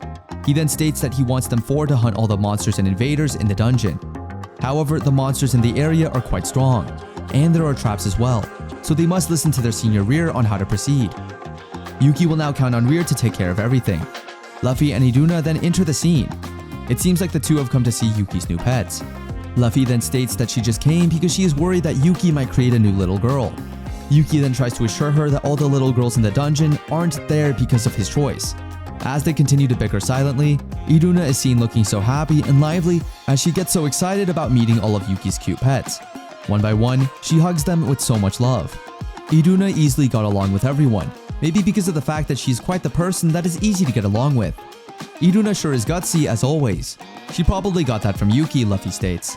To irritate Yuki, Luffy then states that she hopes Iduna doesn't get Yuki's bad side. As the two continue to argue once more, Luffy tries to lecture Yuki that he needs to learn more from her and act more composed. Yuki then fires back, saying he doesn't want to sleep all day doing nothing like Luffy. As their conversation continues, they seem so occupied that it ends up in them, not noticing that Iduna is now flying with Yuki's pet crow 100 feet above the ground. The two were so shocked at what they saw. Luffy then immediately asks Yuki to hurry up and catch up on Iduna as she watches them below in case she falls. As Yuki flies off, Luffy can't help herself but get so worried for Iduna. In case Iduna falls, she will make sure to roast that bird in no time. Thankfully, it seems like Yuki has successfully rescued Iduna from a death fall. A few days later, Yuki and Rear are seen again playing outside. However, this time everyone is playing with them. Luffy and Liu are really enjoying themselves, trying to be so competitive. This is probably the first time we saw Luffy play on her own will. With that said, the lineup is unfair as Luffy would call it, since she and Liu are the only ones in their group while Yuki is with his 5 pets. That said, it is quite obvious that Yuki's team is really at an advantage. Yuki then tries to irritate her by asking where all her confidence went. With so much pride, Luffy wouldn't allow to get defeated by a mere person like Yuki. As a result, she is all pumped up and is ready to compete with Yuki no matter what. With her eagerness to win, Luffy has managed to kick the ball with all her might. It literally almost killed Yuki's serpent pet. While they are enjoying themselves, a shadow is seen lurking in the woods, observing them from afar. However, Yuki has already noticed the said intruder. He then lets out his sword and is ready to fight the intruder in no time. Normally, most of the intruders are dealt with by monsters in the dungeon, but sometimes there are people who can easily pass them like this one. And this intruder named Haloria Leylot, a guardian devil, is definitely one of them. She is a royal guard covert soldier. But the question is, why is she here anyway? As Yuki and Leylot go on a meeting, Leylot then reveals that she wants to ask Yuki if he is willing to join hands with the royalties and form a beneficial alliance against their common enemy. Now it's just a matter of time before we know Yuki's answer to that.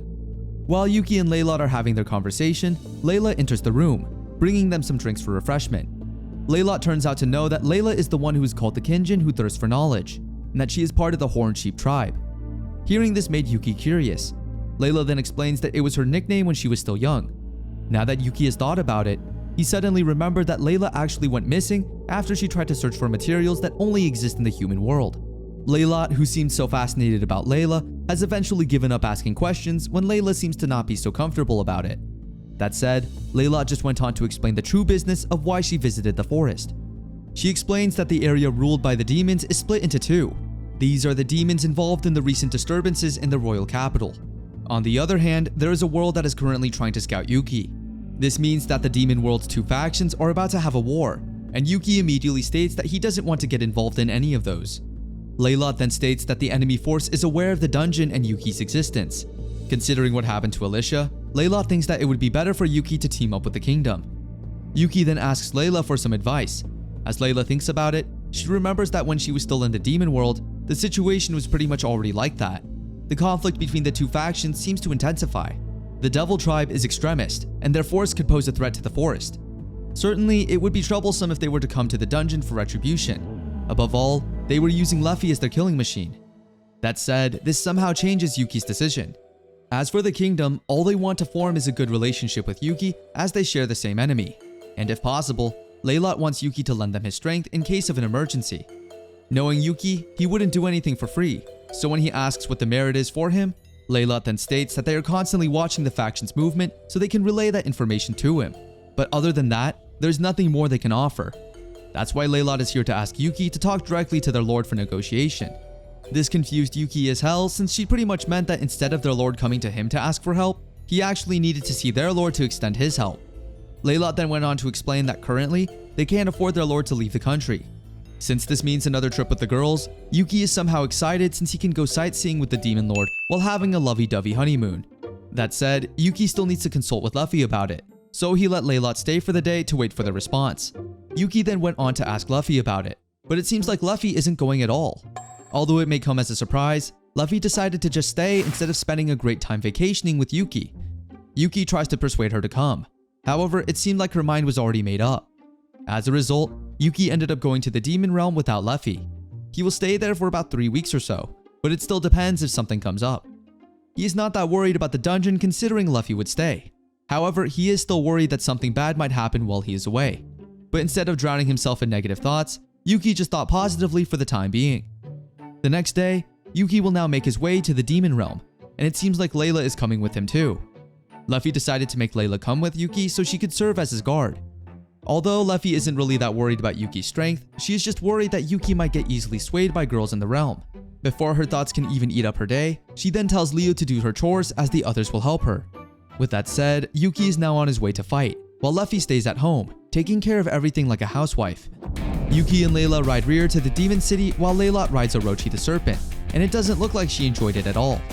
When they finally reach the city, Yuki is so amazed by how vast it is. However, Yuki can't stop looking at other girls of different species, not because he wants to hit on them, but because he is just amazed. Layla and Zion warn him not to make a mistake since they will surely report everything to Luffy. That said, since they got to the city a bit late already, Leylot tells everyone that they will go to the next city by horse after they spend the night in the inn. That's why everyone should rest well since they still have a long journey, and so they did. The next day, Yuki and the others are amazed that the supposed horse carriage turns out to be an elephant carriage. Layla then explains that it used to be horses, but after a few races that used elephants started following in, it ended up sticking. Hearing this somehow made Zion so mesmerized. She likes hearing all the stories that Layla always tells. That's why she is looking forward to the next one. When Leylot finally arrives at the meeting place, the group hops into the carriage individually. They were shocked, but mostly Yuki, when they saw the Catwoman they saw yesterday. The Catwoman's name seems to be Naya, and she is an axe wielder. On the other hand, there is Mir, the witch who knows everything about magic. Last but not least, the girl with the giant watermelon. Ruinu is a technical devil with a sword dancing skill. Yuki tries his best not to make any wrong moves, as he is being monitored by two girls every second. While they are in their conversation, Yuki informs the girls that a group of bandits is coming their way, since they are the guards for the carriage. Seeing the men rushing towards them, the girls immediately position themselves to fight. However, it seems like Yuki is just so calm throughout the whole situation, which somehow makes the girls confused. Yuki then tries to tell them to calm down, as he already got everything under control. Using his Earth Dragon spell, he is able to defeat all the bandits in one go. He seems so proud of his new magic, and Layla commends him for that. On the other hand, the other girls are so amazed by Yuki's ability to cast spells without chanting them, and the fact that these are powerful spells makes everything even more unbelievable. Yuki then asks the girls if bandits come out often. Layla then explains that this is just a recent problem. So as Yuki thought, at this rate, taking Iduna and the others on vacation to the Demon City wouldn't be safe at all. That's why for him to be able to do so, he must first ensure to make the whole realm safer for everyone to enjoy. They then finally arrived at the demon capital, Regheg. The girls then bid them farewell as they will now part ways. Yuki cannot deny that this wasn't a boring trip thanks to the girls, which Zion also thought to be interesting. While roaming around the capital, Yuki asks Layla if she has been there before. Layla then answered that she had only come a few times because of research. This made Yuki curious as to what field does Layla even study. Layla, who is a lover of knowledge, states that there are quite a few that she is quite interested in. Layla even states that Layla has written a lot of impressive thesis papers in a wide range of fields, and almost everyone knows about this. This made Yuki so amazed. Layla then reasons that she just researched where her curiosity ended up. That's why Yuki somehow got interested in knowing that if one day he is not any more interesting, will Layla leave? His question somehow made Layla smile. Layla assures him that her interest in the Demon Lord will never cease. Hearing this is such a relief for Yuki since they've already built a stronger bond than ever. When they arrived at the Demon King's castle, the only word to describe the place was enormous. Laylot then guides them through the way, and when they finally reach the Demon King's room, a man commends Laylot for finishing her mission successfully. It turns out this man is the Demon King, Final. He is so delighted to finally meet Yuki in person. Since Yuki has already heard most of the situation from Laylot, the king wouldn't elaborate on it further. Since he knows Yuki is tired, he wastes no more time and gets straight to business. He states that he is pretty adept at planning and moving in secrecy, but to be honest, he is pretty weak and inferior to Yuki in terms of combat prowess. That's why he wants Yuki to be their symbol of power, and this sounds so good for Yuki. However, the Final's plan is far more extreme than most think. He is actually willing to make himself a target to the enemy, more of a bait. Hearing this made Yuki stressed that he almost wanted to go home. However, since he is already here, he just needs to ask a few more questions. Yuki first asks him why he is so sure of his strength, and if he is strong, as Final says, what's in it for the Demon King if he joined them? To answer Yuki's first question, the Demon King's subordinates used the analysis skill on Yuki and said they couldn't see their status, which made him conclude that there is quite a level difference. Also, the demons who tried to get the new Dragon King to join them said that he had disappeared when he was in the area of Yuki's dungeon, which again made the Demon King conclude that Yuki might have defeated them. However, it doesn't matter if Yuki defeated the dragon. Someone who lived and coexisted in the same area as the Dragon King wouldn't be weak. Now about Yuki's second question. The Demon King thinks that Yuki should already understand by now. First off, the information network he has is for Yuki to use. From what the Demon King gathered, it hasn't been long since Yuki became the Demon Lord, so his connections and information should come in handy. Also, he is planning to give Yuki some resources for his dungeon. As long as it is something he can do, the Demon King is willing to grant it for Yuki. Yuki then immediately asks if he can get money, treasure, and stuff like that. The Demon King immediately says yes. He even added that if Yuki is in the Demon Realm, whether it be an autonomous region or holy grounds, he will make it so Yuki can go on vacation anywhere. He can even add a tour guide for Yuki to even enjoy the experience. Other than that, he can also bring everyone back home. This made Yuki excited, and as a result, it seems like Yuki might actually get the deal. But as he thinks about it, no matter what, he's still treated as an enemy by the other demons. There aren't really any upsides to being independent in this situation, and to think that the reward is also good made Yuki think that he might be doing the right thing. Nevertheless, how much can he actually trust this guy? That's why he decided to ask one last question. Aren't the secret forces of demons in the demon capital of Alshil under his command? With a bit of an eerie tone, the Demon King states that there's no way he is in command. If it were up to him, Yuki wouldn't know anything about this at all. So Yuki just tells himself that if Final does anything suspicious, he'll just get rid of him in one go. That said, Yuki has now decided that he will cooperate with the Demon King, so he asks for Final to give the details to Layla so they can start with the plan. That said, Final then asks Yuki to follow him. On the other hand, a man and a woman are seen waiting for someone. The man asks how long would Final make them wait, but it seems like they can't do anything about it as there aren't many people who would be able to join them, even among demons. So they ask what on earth will show up now. As Yuki and Final finally reach the enormous conference room, Final decides to settle down and greet everybody. As everyone is now in their respective places, the Demon King then decides to introduce Yuki to everyone that is part of their alliance. First, he introduced the Mountain Dwarf King, Doda, who looks like a Viking. Then there is a Forest Elf Queen, Naflaz Falay, who looks so angelic and beautiful. And lastly, the Beast Clan leader Valdroy Glard, who's rather very intimidating at first look. The Demon King introduced Yuki to them, stating that he is the Dungeon Demon Lord, Yuki. He hopes that everyone gets along as they will now become allies. However, it seems like it wouldn't be the case at all. After hearing that Yuki is a Dungeon Lord, Valdroy immediately reacts, stating that putting a Demon Lord full of greed and arrogance in their ranks is outrageous. Even Doda agrees with Valdroy's take. Final assures them that Yuki is trustworthy, since in any situation there are always exceptions. However, it seems they don't even believe the Demon King's judgment, as they think the Demon King really doesn't know about it, since they themselves couldn't even see Yuki's stats since they didn't have the analysis skill. On the other hand, Naflaz states that if Final trusts Yuki that much, she will also trust him. It seems like Naflaz has an analysis skill like Yuki, and she can pretty much see that Yuki is indeed someone trustworthy. With a level 9 analysis skill, Naflaz can probably see a lot of Yuki's status, which even amazes Yuki that much. Naflaz then asks if it is unusual for a demon lord to leave his dungeon and come to the demon world. However, it seems like Yuki didn't have any choice since he was pretty much forced to come here. However, he assures that his dungeon is in good hands as Luffy, his wife, is left at home. So he thinks it's the safest place in the world and that there shouldn't be any problems. As Naflaz hears the word wife, she is amazed and simultaneously shocked that Yuki is actually the guy everyone is talking about. It turns out he is quite known by many as the partner of the legendary dragon Luffy. Even though Luffy is not with Yuki throughout this trip, it seems like her presence and name being so influential is still able to help Yuki through his time in the Demon City. That said, just by hearing that he is the legendary dragon's partner, he immediately got everyone's trust. This just shows how much influence Luffy actually has everywhere. That said, now that everyone is getting along already, Final has decided to start the meeting.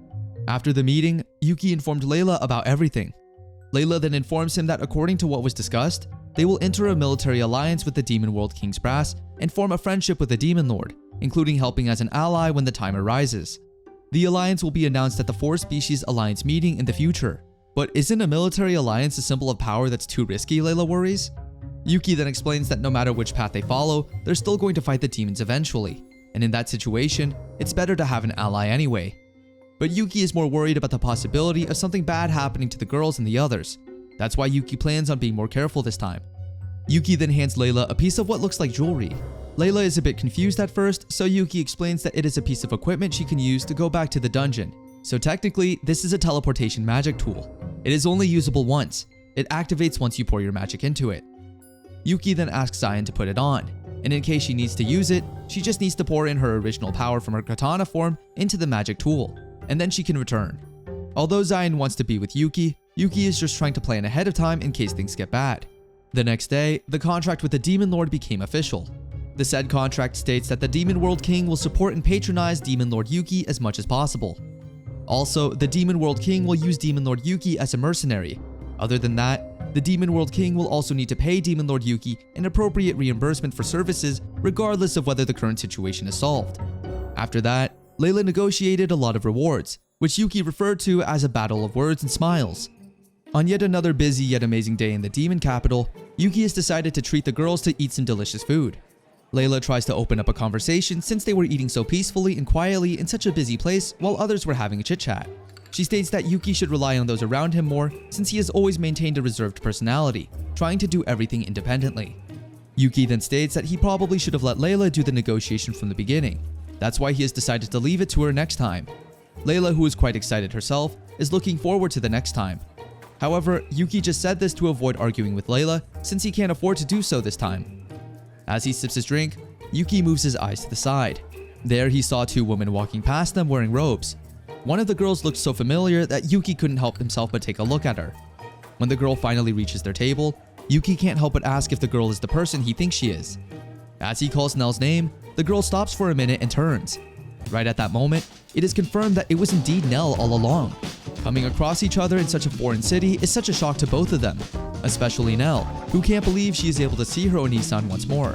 That's all we have for today. Don't forget to subscribe so you'll be notified if we upload part 5 of the series. Until next time, bye!